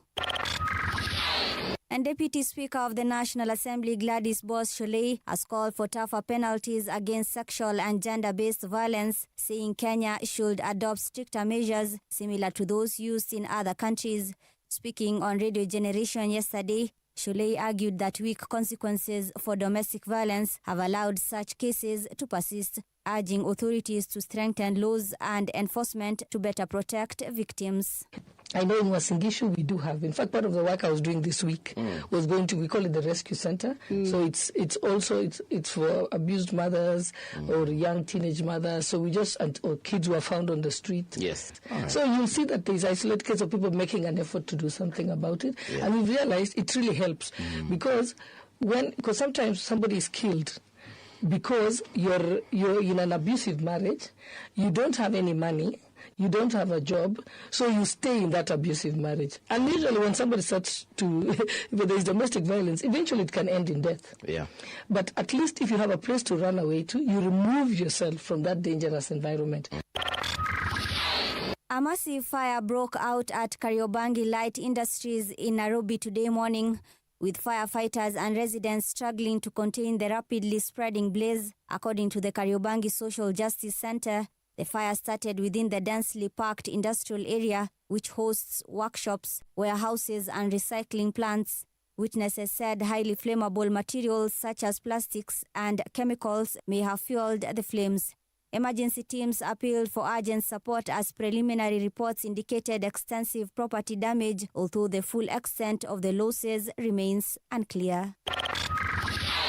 Elsewhere, Kirinyaga Senator James Murango faults Governor Anne Waiguru over the state of Kirinyaga Level 5 Hospital, saying its lifts are not working. He says patients and medical staff are finding it difficult to access the upper floors of the facility, making mobility a major challenge. The senator urged the country to fix the problem to ensure efficient service delivery. Nimesikitika kama seneta wa Kirinyaga.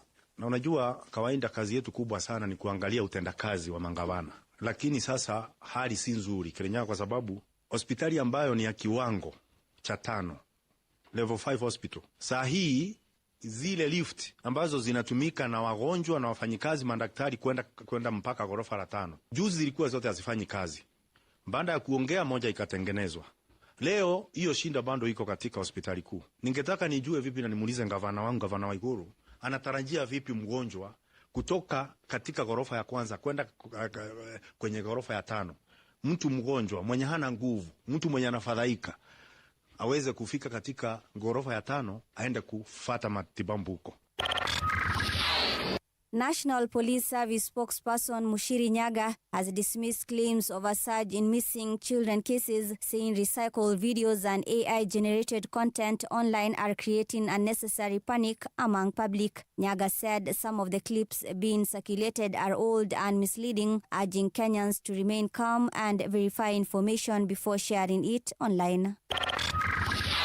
Matters International, the Israeli military says it has begun a wave of strikes across Lebanon following an announcement by Prime Minister Benjamin Netanyahu that his country will intensify its attacks on Hezbollah. The Israel Defense Forces said it had launched strikes against Hezbollah in the Bekaa Valley in the east of Lebanon and other parts of the country. Hezbollah said it had retaliated by carrying out 22 drone and rocket attacks, and its targets included Israeli soldiers, tanks, barracks, and buildings.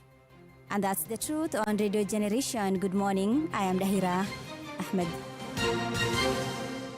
The views and opinions expressed on this program are those of the guests and do not necessarily reflect the views of Radio Generation. Radio Generation assumes no responsibility or liability for the interviewee's views. This is Radio Generation.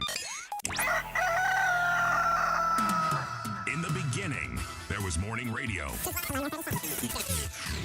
But now there is Radio Generation's The People's Breakfast. Curious and bold, getting facts from the shadows. That's what it is. Now, as the city wakes and secrets stir, a bright new voice shines. The People's Breakfast. Your morning, your voice, your journey. Good morning. Good morning, my neighbor. Welcome to the home of hard truths and bold insights. Radio Generation. A very good morning to you and welcome back to Radio Generation. The time right now is 14 minutes past 9 o'clock. It is a very interesting hour because we want to talk about the gaps in government's communication system. With us in studio, of course, Siti Muga hapa akikunywa tu kahawa. But most importantly,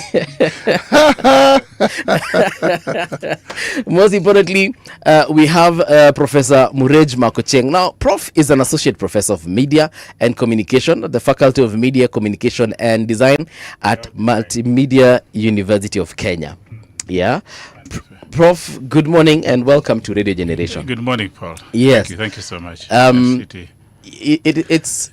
It's quite an interesting time to be talking about communication, specifically in government. Now, I never thought this would be a conversation because for a very long time, I thought government always communicates, number one, through actions, number two, through the kind of things they do when they come to media, like, for example, we had the KRA chairman here, yes, and so on and so forth. But through study, I came to understand that government communication isn't something that you just wake up and just do. Not at all. Yeah. And governments all over the world have specific people who do these kinds of conversations. In the US, for example, we see press secretaries, speaking on behalf of governments and so on and so forth.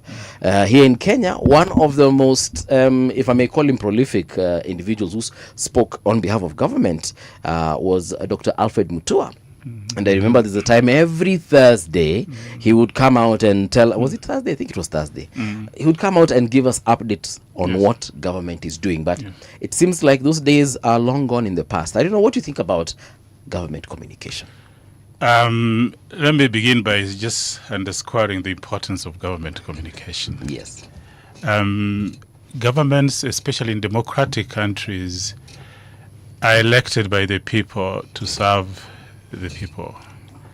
And if there is any way in which governments really, serve the people, part of it is that they have to communicate with the people. Simply because of so many reasons. Number one, issues of accountability, but the very basic issues such as just informing the people, empowering people, letting the people actually know that the people that they elected to serve them are actually serving them. So communication is extremely important, for government. And government not only need to communicate effectively, they need to be seen to be communicating effectively. Right. So when you go back into the time of Mutua, I think there is a gap, a serious gap, right, which speaks to the fact that to a great extent people think government is not communicating well. Maybe there's a lot of communication taking place. You've alluded to communication through action. Yes. That is part of it. But, strategic communication has got to be organized, has got to be predictable, has got to be purposeful. And I think that is where we seem to be seeing a serious gap. And that raises concerns. Yeah. And you raise that especially at a time when we are very close to some kind of anniversary. Yes. The June anniversary, Gen Z, and so on and so forth. And if there was anything that really captures the importance of government communication and the dangers of government not communicating in a way that really is organized, that really captures it. So going back, yes, I'll agree with you that there needs to be a predictable way in which people can look forward to government communicating about the critical issues of the day in a way that they can interact with. So I believe that gap needs to be filled. Yes. When you say predictable, you mean like a regular update where we know every Thursday, for example, instance, in the time of Dr. Mutua. Yes. Or perhaps how we did it during COVID-19, where CS Kagwe would come and tell us more or less. I mean, we got information in the morning, we got information in the afternoon, in the evening. Yes. So we knew we would be told how many people were infected, how many have been released from hospital, how many lives have been lost, sadly, and so on and so forth. Yes. We knew that information. CT likes actually talking about that when we were getting these new notes. The government told us everything we needed to know about that money, and when the old notes would be phased out and they would become obsolete. Up until the last day, we knew that information. Yeah, and even when there was a slight extension, they told you. Yeah, so you couldn't say you had not been told. Yeah, and you know those are critical times to communicate. Just like right now, it's very critical to communicate on a lot of issues. And we have seen gaps for sure. For example. I usually, and we have these discussions here with CT all the time, asking ourselves, do we have speech writers for government? And I'm asking this because I genuinely think either we don't have them or they're there but they're not doing their work. I maybe Prof, you're the prof. I don't know. Profs actually don't get into the spaces of knowing who the speech writers are. But I think there are speech writers. You can't do without speech writers. The question is, how do we actually know that we have good speech writers? Okay. We can only know that when we listen to those who actually, read the speeches, whether the speeches were written well. And it is important for one to realize that as far as speech writing is concerned, probably the biggest problem and gap is that a lot of the speeches don't quite resonate with the people.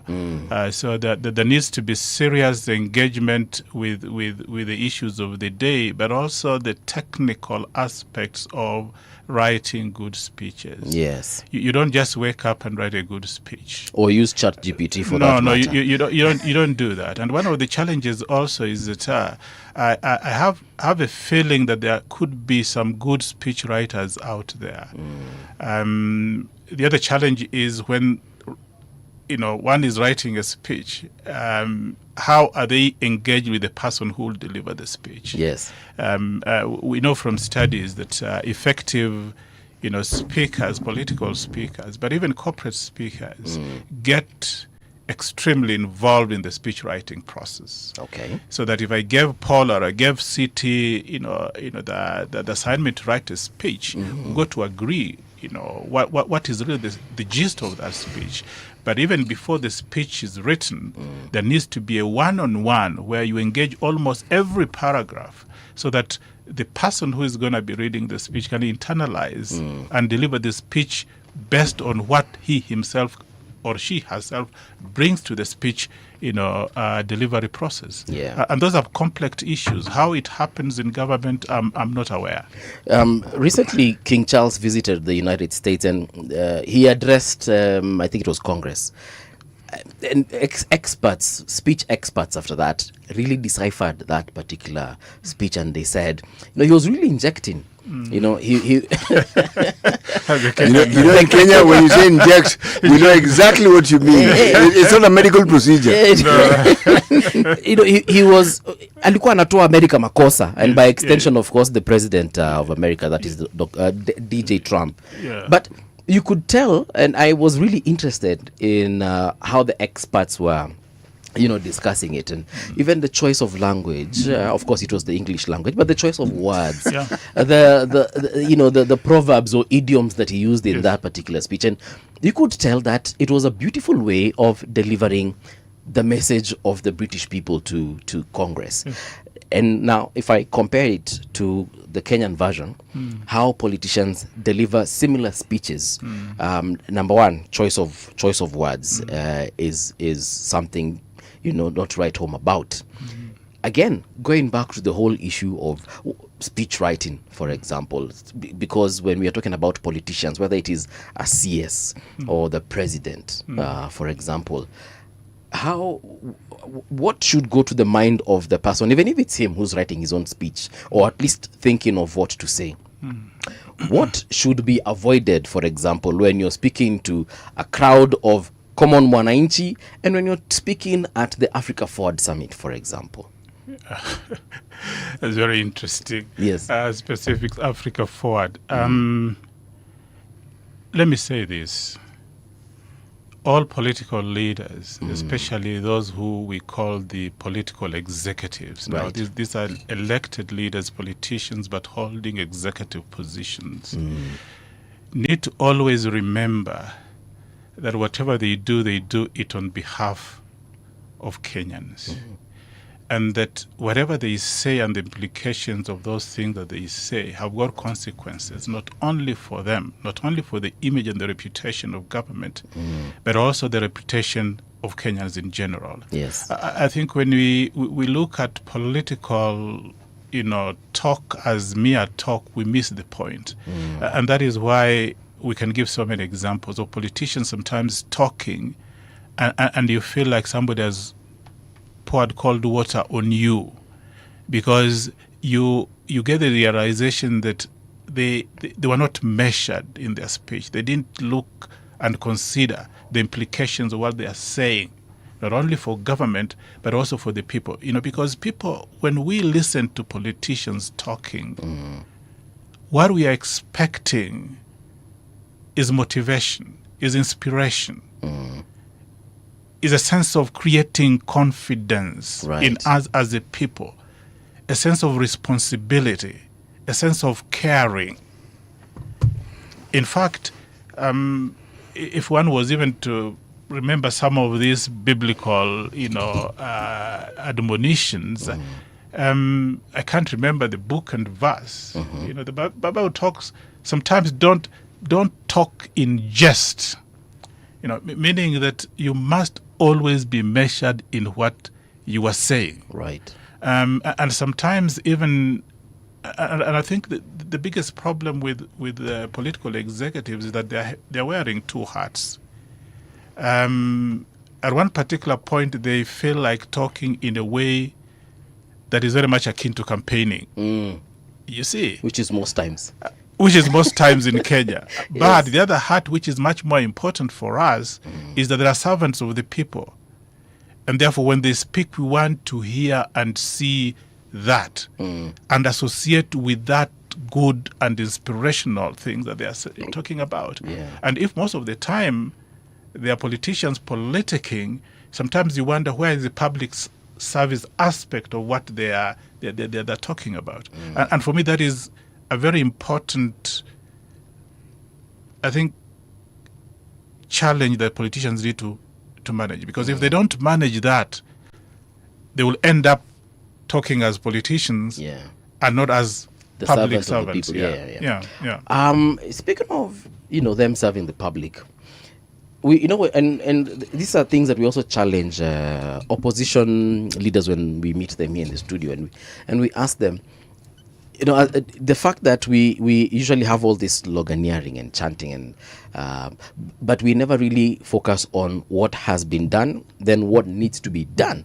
So, for example, it's wrong to say, or it's a lie when we say that government hasn't done anything. Yet we know some things have been done, but time and again, the same politicians will tell us it is not my work to come and tell you what the government has done. The government should do that for you.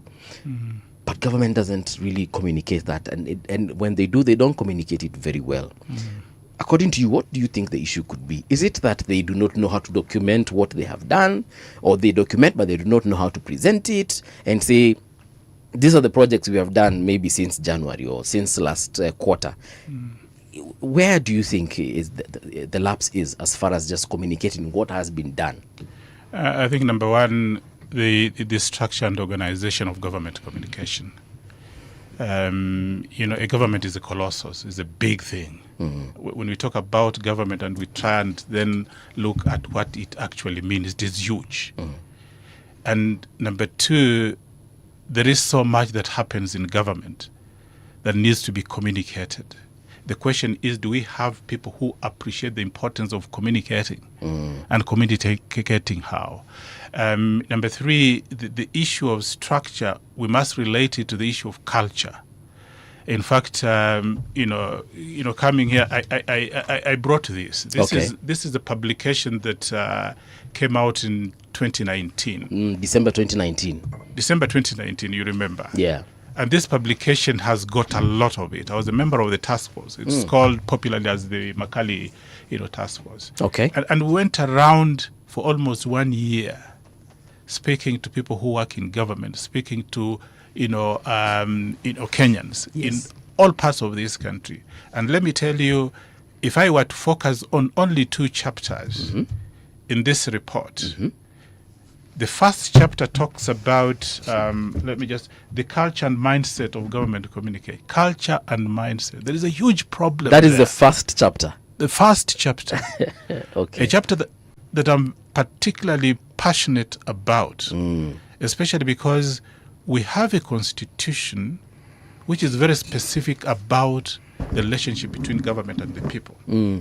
We have a disjuncture because this constitution was promulgated in 2010. Yes. So many leaders, especially political leaders, are still struggling to live the spirit of this constitution. Okay. The same applies in government communication. There's a problem of structure, there's a problem of culture, and mindset. Okay. The fourth one also deals with culture, the culture and practice of government communication. And let me just answer you by reducing it to this. A lot of government communication is reactionary. And that is informed by culture. People who do not internalize the importance of communicating for the purposes of governance don't go out there to communicate because that is important. They only respond because they want to fight, fires. You've given a very good example of the fact that government does a lot of things. And yes. By the way, it does. Recently at Aga Khan University, I attended a workshop and I engaged some of the people involved in government communication. And I was saying, even listening to them talking, you get a point where it's almost like they want to debate with others. What are you saying so that I can respond? Yes. By emphasizing what I think we are doing and you're not seeing us doing. And I said, the problem there is government is not listening to people, is reacting in order to defend. And I'm not talking that this applies to all government communicators. Yes. Generally speaking, the people talk to government and the government is not listening. Government is doing a lot of things and the people are not seeing it. The only time they see it is when government reacts. Yes. Because somebody has said this and that, and they say, hey, but look here, we are doing this. But the people want to see it first because it is important for them to know. Yes. Not because government is defending, itself. And since the publication of this, a lot of things have happened, but we are not seeing it in an organized way. For instance, this document talks about the structure, how to organize government communication, how to go about whatever and so on and so forth. I know, for instance, right now, as a follow-up to this initiative, right, and the one that came after it, I think in 2024, 2025, government has developed a government communication strategy. Do you know about it? No, I don't. Probably it's going to be made public. This, unfortunately, wasn't made public. I'm seeing it for the first time. Yes. You're seeing it for the first time. And that is one of the gaps in government communication. People who communicate strategically are people who, when you get something like this, you run away with it. You know, because it will save you a lot. I'll give you a demonstration. Okay. A lot of the things that are said here, if they were actually taken seriously and enacted, we will have preempted what happened in 2024. The Gen Z movement, uprising, whatever we call it. Yes. And if we had time, probably we don't have time. We have listened to a clip, you know, because after that there was this huge media interview that the president gave. And by the way, that is a case study. Part of the interview, he said he actually admitted that government failed in its communication. Yes. In fact, if you gave me a chance, I can read you exactly what you have the time. What the president. Please read. What the president said. It comes out even better when you listen to it on the clip, because you can even read the body language. And this is what he said. Well, maybe there are things we should have done better. We should have communicated better.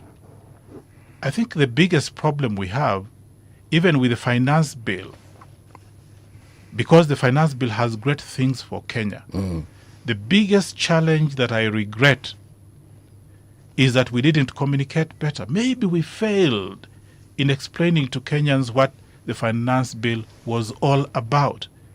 Because I promise you, if I explain, if I'm given a chance to explain to the people of Kenya what was in the finance bill, what the finance bill would have done for this country, every Kenyan would have agreed with me.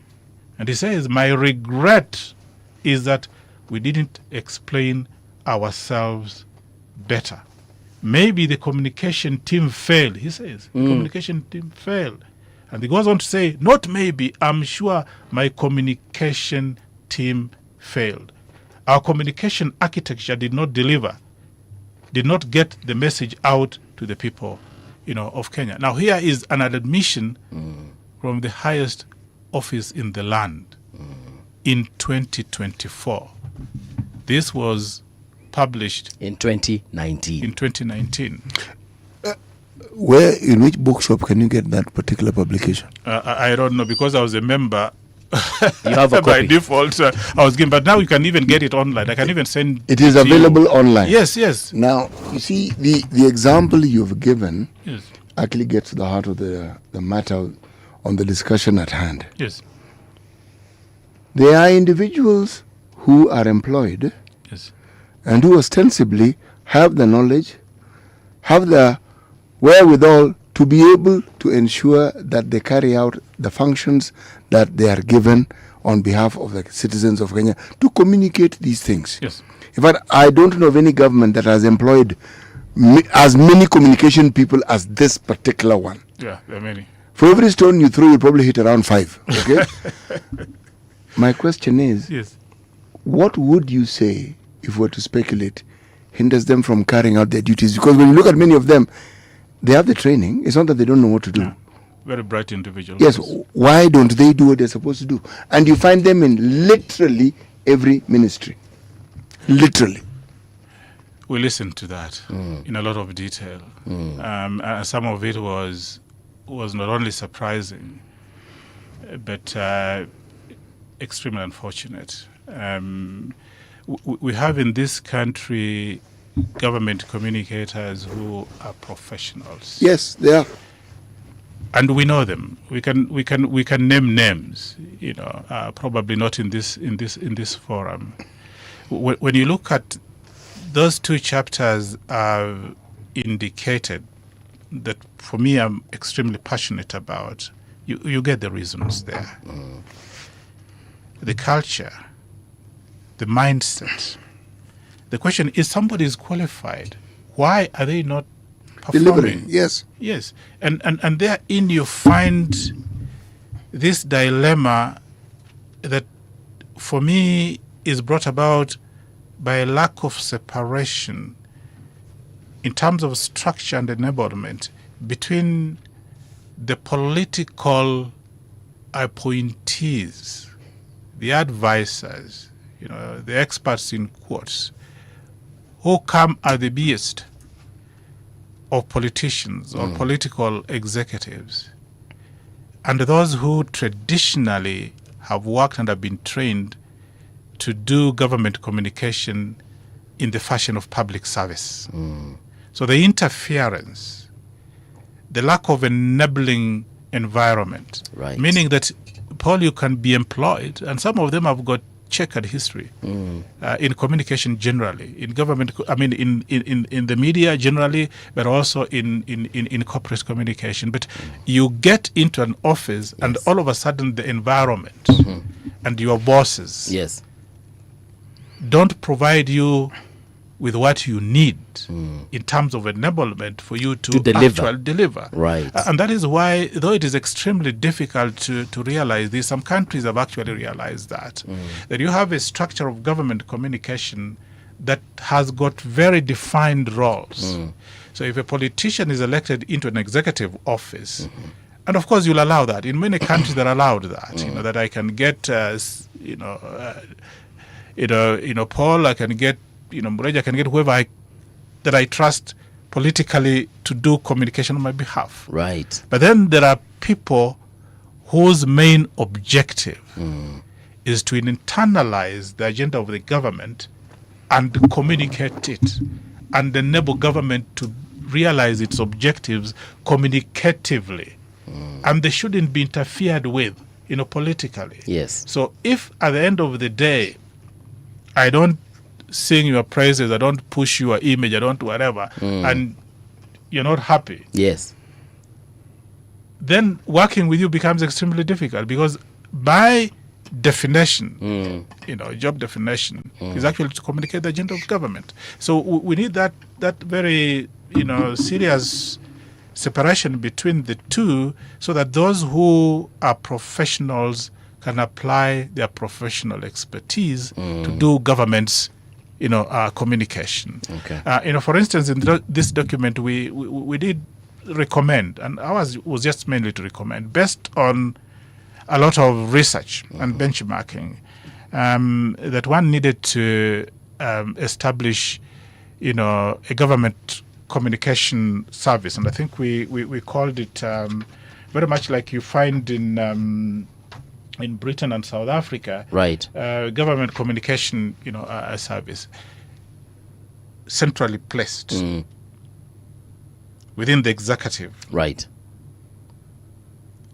Headed by somebody whose brief is to communicate government's agenda, effectively, and that person oversees this structure that permeates government from the top up to the bottom. So that if you have, for instance, in the ministries and the different agencies, people heading the communication docket, these are the people who then are coordinated by this head of government communication. Right. So when government comes up with initiatives, with plans, with strategies, this is interpreted, internalized, and it is communicated throughout. Of course, specific to each ministry based on what their dockets are. Right. But it is important to have that in order for efficiency to take place. The political aspect of government communication then can be done by other people. For instance, in the presidency, you have somebody who does the president's communication work. Right. On behalf of State House. Yes. Spokesperson. There are two, actually. There are two, and sometimes we struggle to know who does what and so on and so forth. Yes. But my understanding is that if there is a president's spokesperson, that person will do the president's communication, whether it is public service or whether it is political, at the behest of the president. But the person who heads the government communication docket overall, still in the presidency, but that one does the public service, mandate. Yes. So that the issue of reacting doesn't come. He organizes or she organizes and orchestrates this public service government communication work in a way that is professional without necessarily being bogged down by the political dynamics, because sometimes when the political dynamics interfere in government communication, all of a sudden sometimes you just wait and see, because you're never sure whether what we are going to say will rub your boss the wrong way or whatever. But when it is very clear that this at the ministry level, for instance, is what we are supposed to communicate in order to enable government realize its goals as far as our ministry is concerned, then it is clear cut. There is no room for saying, I'm not sure what to communicate. What you do is communicate effectively. So for me, that is my understanding. You've introduced a very interesting scenario, because, or rather concept, because we had a scenario, I think it was last week, when there was a disagreement on what I would call perhaps facts. And it made me realize in Kenya we have the truth, the whole truth, and then nothing but the truth. There was that issue of numbers given by Kenya National Bureau of Statistics. Then there were numbers given by the president. And then now the government spokesperson came and rubbished everything else and said what the president said is true. Now, if I remember well, I was taught that at the end of the day anyway, the president is the chief spokesperson of the country. Yes. So whatever the president says, then it is what he has said. Not necessarily. Yeah, but exactly. Not necessarily. And that is why I have brought it up. Yeah. In the same headline again, we were told the Kenya National Examination Council said about 151,000 students had dropped out of school because of various issues. But then again, he was contradicted by the PS for education. So now, Prof, at this point, who do the public believe? Because there's what the government is saying, and actually the government is in its various levels are saying different things. So who do we believe? Because also Kenyans on the ground, they have their own what I would call statistics. Yeah. So now, where is the problem there, and who should we actually point fingers and say, is it the spokespeople? Is it the CEO of the country? Is it the government, the ministry? Sorry, through the PS. Shida iko wapi? I'll say this, and I'll say it, very strongly. This problem affects government at all levels. Okay. Beginning from the top. But also I'll explain how to deal with, with that. Okay. When you look at the current, and I think it is in the works, probably they will make it official soon, government communication strategy, but also the policy. There is emphasis of uniformity and consistency in messaging. One government, one voice, or something like that. But I want to qualify, in a democratic country that is so vibrant like Kenya, understanding your audience is extremely important. Oh, yes. I'll take you back to that interview, because for me it is extremely important.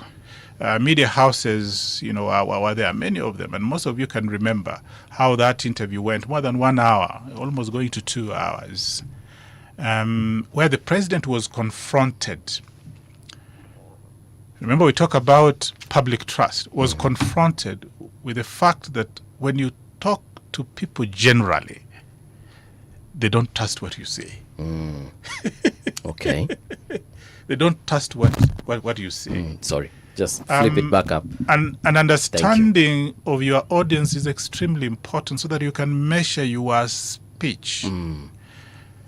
However, because the president is the political executive, and sometimes he mixes the political and the public service, whatever is okay. It is the responsibility of professional communicators later on, even when facts are given which are not truthful, for them to say the truth. Okay. Many a times we've listened to global leaders. America is a very good example, and I think we can do that. A president can come and do all manner of things and say, but you see, the professional communicators know where the truth is. Yes. And sometimes they spin what the president actually meant. And then they'll tell you what the truth is. So that we realize that sometimes in the moment, the political dynamics take over, and sometimes information is given that is not particularly truthful because it is given in order to drive a message. Yes. I think those who are professional communicators should not shy away from the fact that their ultimate responsibility is to ensure that at the end of the day, the reputation of the president is protected. Yes. So it doesn't harm to say he may have gotten the facts wrong. These are the facts. That is much better than all of a sudden the Gen Z is coming and telling you, hey, we've gone there and this is, and your president is either a liar or whatever and so on and so forth. That, in fact, for me, is much more dangerous than you people saying and having an understanding within government itself, among political executives, that yes, because we are politicians, sometimes we say things which are not particularly truthful. Why don't we have a sense in which we agree that when that happens, for the sake of the reputation of the government, we have someone, and respect for the people, the professional communicators are given the leeway to actually make corrections of that nature. Yes. Cities of the idea that perhaps journalists are not the best people to do that government communication, employing former maybe news anchors or TV anchors or radio presenters. Those folks are not necessarily the best to be doing government communication. Since I'm actually sitting here, yes, explain it, please. Let me actually state what it is that I have said. Yes. Journalists are not necessarily communication experts. That is a statement that I make time and time again. Because communication is not just a matter of reporting. It is not a question of doing what we are doing here. It has a 360 that is really broad. Yeah. And unless someone is trained as a communicator, there are very many things they will not be able to do. It's really that simple. Yes. And I will agree with you. There is an aspect of professional culture that, we like it or not, influences the way we communicate. And unless you reorient that, sometimes somebody may end up doing communication mainly from the perspective of journalism, and usually it doesn't work. I think we better just agree that. But having said that, there are certain strengths that people who are experienced in journalism, when reoriented, works well for government communication. So what I can say, I will agree with you, and I think and the government has been trying to do this. I think there are so many efforts to address this. Is that when people like that are appointed, there's the need for a training, so that they can come then to internalize what you call the 360 communication, dynamics, and they are extremely complex. This particular point that I make became obvious to me when, in another life, when I was, yes, it was another life, when I was involved in other activities that are not related to what we're doing now. I was working in the field of medical research, or they call biomedical research. Yes. And I soon realized that when you had a press briefing and you brought members of the press corps to the meeting or to a gathering or to a symposium where you're talking about some findings you have made or the outcomes, they would report it as best as they could. But someone might as well have been reporting a crime, because they didn't have the scientific know-how to be able to break down what you're saying so that it is communicated in a way that it can be understood. See? Then I realized there were people called science journalists, meaning they had been trained specifically, they were journalists. Yes. Okay? But that field of journalism, you have crime reporters. It's what they do. You have people who are parliamentary reporters. Yes. It's what they understand. Now, all these things don't guarantee that you will be an effective communicator in the broad sense of the word. No, not really. So, why this to me again was a point was when somebody asks questions is when you realized perhaps we ought to have taken time with these individuals to get them first before we call that meeting to explain this thing in detail so that they can actually ask us questions and we can explain. Because you are talking from what you know, but that's not what this individual knows. Yes. And you assume because the journalists they will know. That assumption is completely wrong. Yes. For instance, right now, we were told that the early warning signs are that there's going to be El Nino. Apart from that early warning sign, hakuna kitu imesemwa tena. We are just waiting to be washed away. Exactly. And yet, there is so much more that the public, the Kenyan public, can be informed about, reminded again about El Nino. There's a lot. What happened in the past, the damages that were caused, and individuals who live in places that are prone to the disasters that El Nino has caused in the past. All these things, just talking about them in advance, that's communication. Yeah. No, it is. It is. And there are people who can do that because they have the knowledge. Yes. And they can do so, but they don't. So the next time when it starts raining, the deluge comes in, we'll be talking about Uhuru Highway and how it is impossible. And now our cars have been washed into river. I don't know which one. And yet, this is information that can be broken down as we go towards the point where the early warning signs told us this might occur.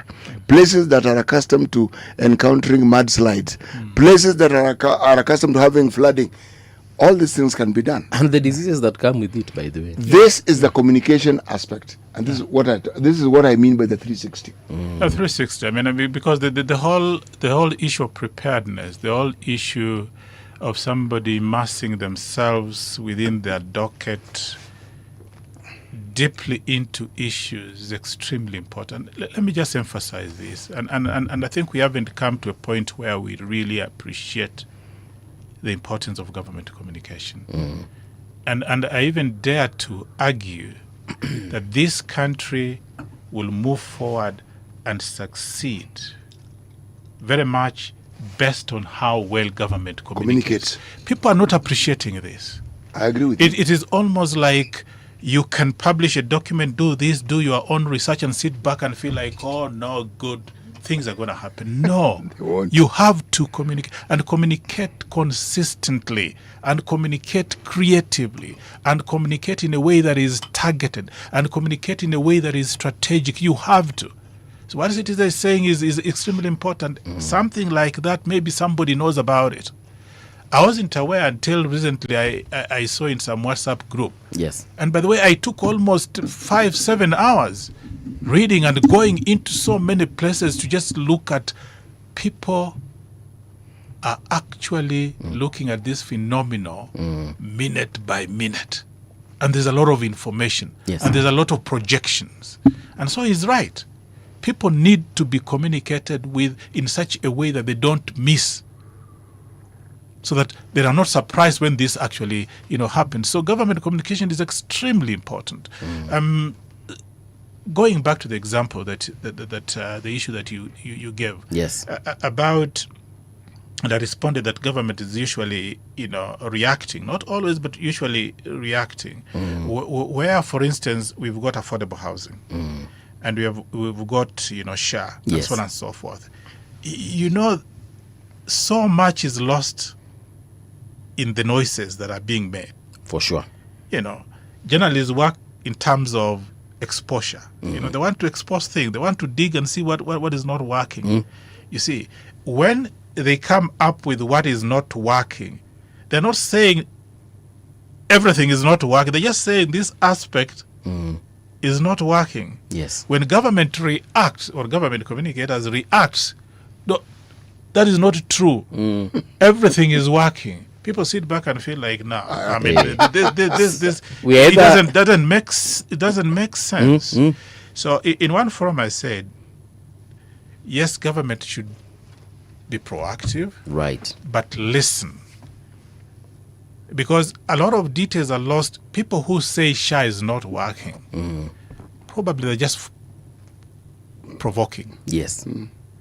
Because if you walked around and you got individuals, you get individual for whom it has worked. It has worked. Some of them 90%, some of them 50%, some of them 30% or whatever, but it has worked. What they are saying, this aspect of it has worked, but this has not worked. They are pleading with you to improve on this part. You yourself, you are responding as if you are a politician. You know, you want an environment where people see no evil. No. No. The response is defensive. Yes, and yet you're not being attacked. You're not being attacked. So what is being lost are those aspects of SHA that are working, and the responses to people's concerns about those aspects that are not working. But if you take it as if it is war, then you lose it. So the 360 dimension of communication, professional communicators will tell you that, number one, you've got to be a good listener. Okay. And sorry if this is boring, I'll take you back to the crisis in 2024. The president himself confessed that we're not listening enough. The issue is, since that time until now, is government listening enough? You know, there's a time the PS for Education said, he was asked, because we were told by, I think it was the Auditor General, that we have all these ghost schools and so on. So the PS appeared in Parliament just a few weeks ago, and he was asked the same question. So have you, clamped down on this issue of ghost schools and ghost workers and ghost everything? And he said, yeah, I mean, we are getting there. Then he was asked, so how far are we? Have you identified the schools? How many are they? And he couldn't answer that question. And I was really sad. Sad sana for him, but of course for my country, because at the end of the day, that's our money. But it reminded me that we still haven't learned the problem of that communication. If you know, for example, we have 24,000 ghost schools or ghost students, I mean, surely, how difficult is it to know where they are? It's months later.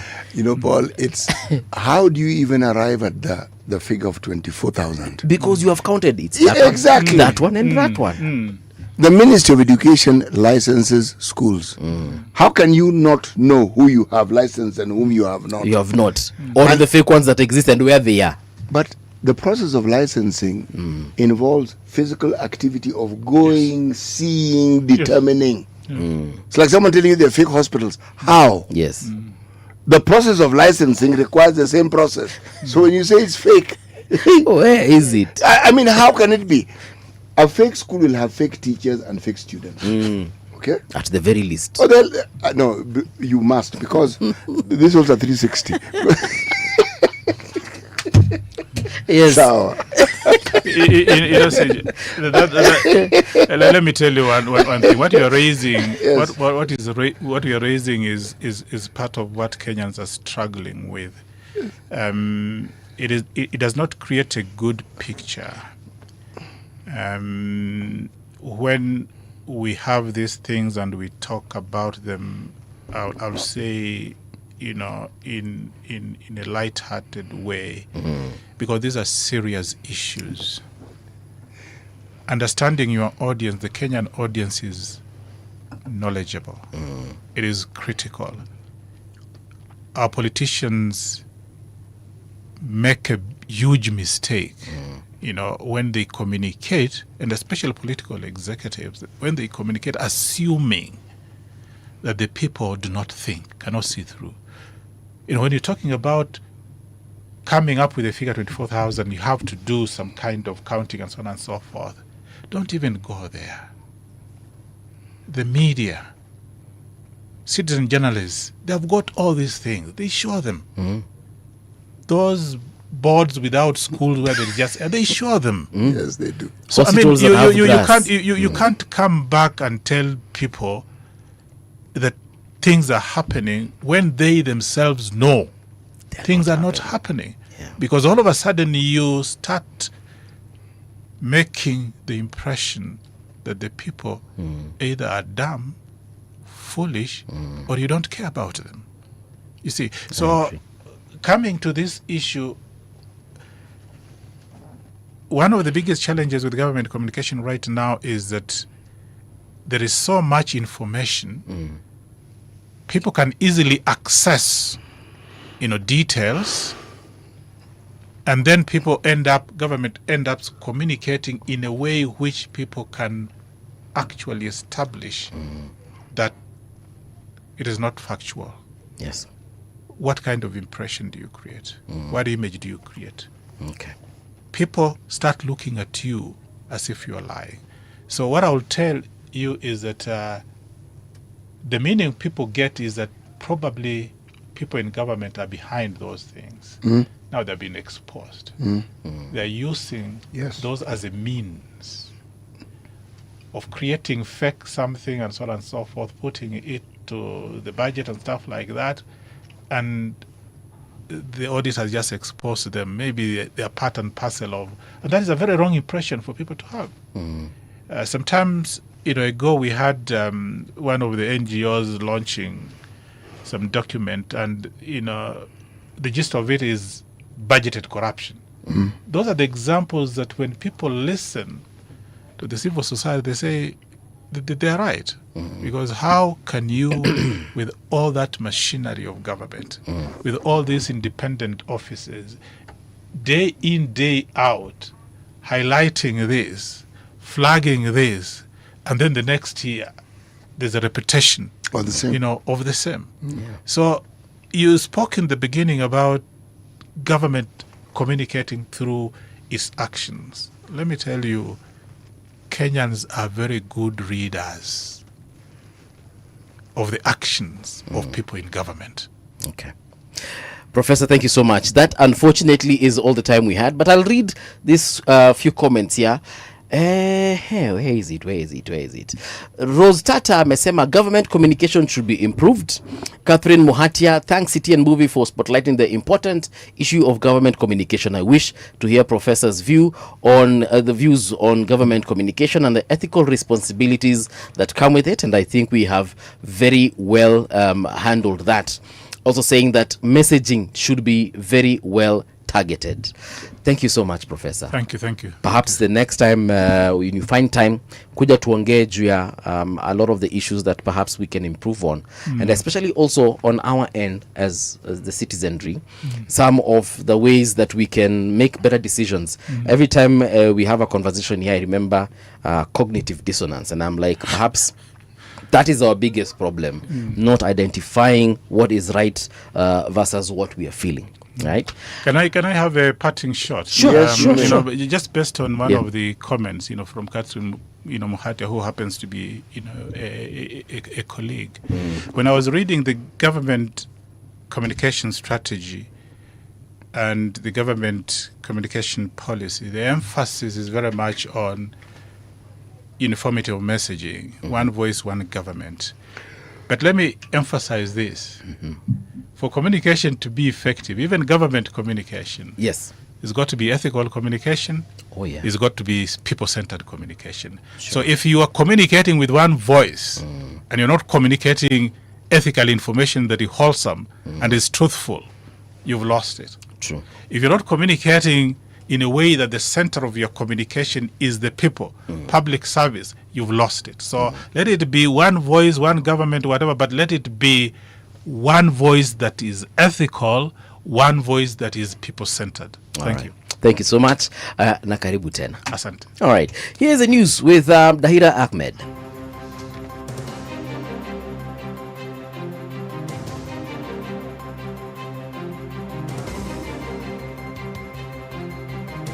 This is the Radio Generation News.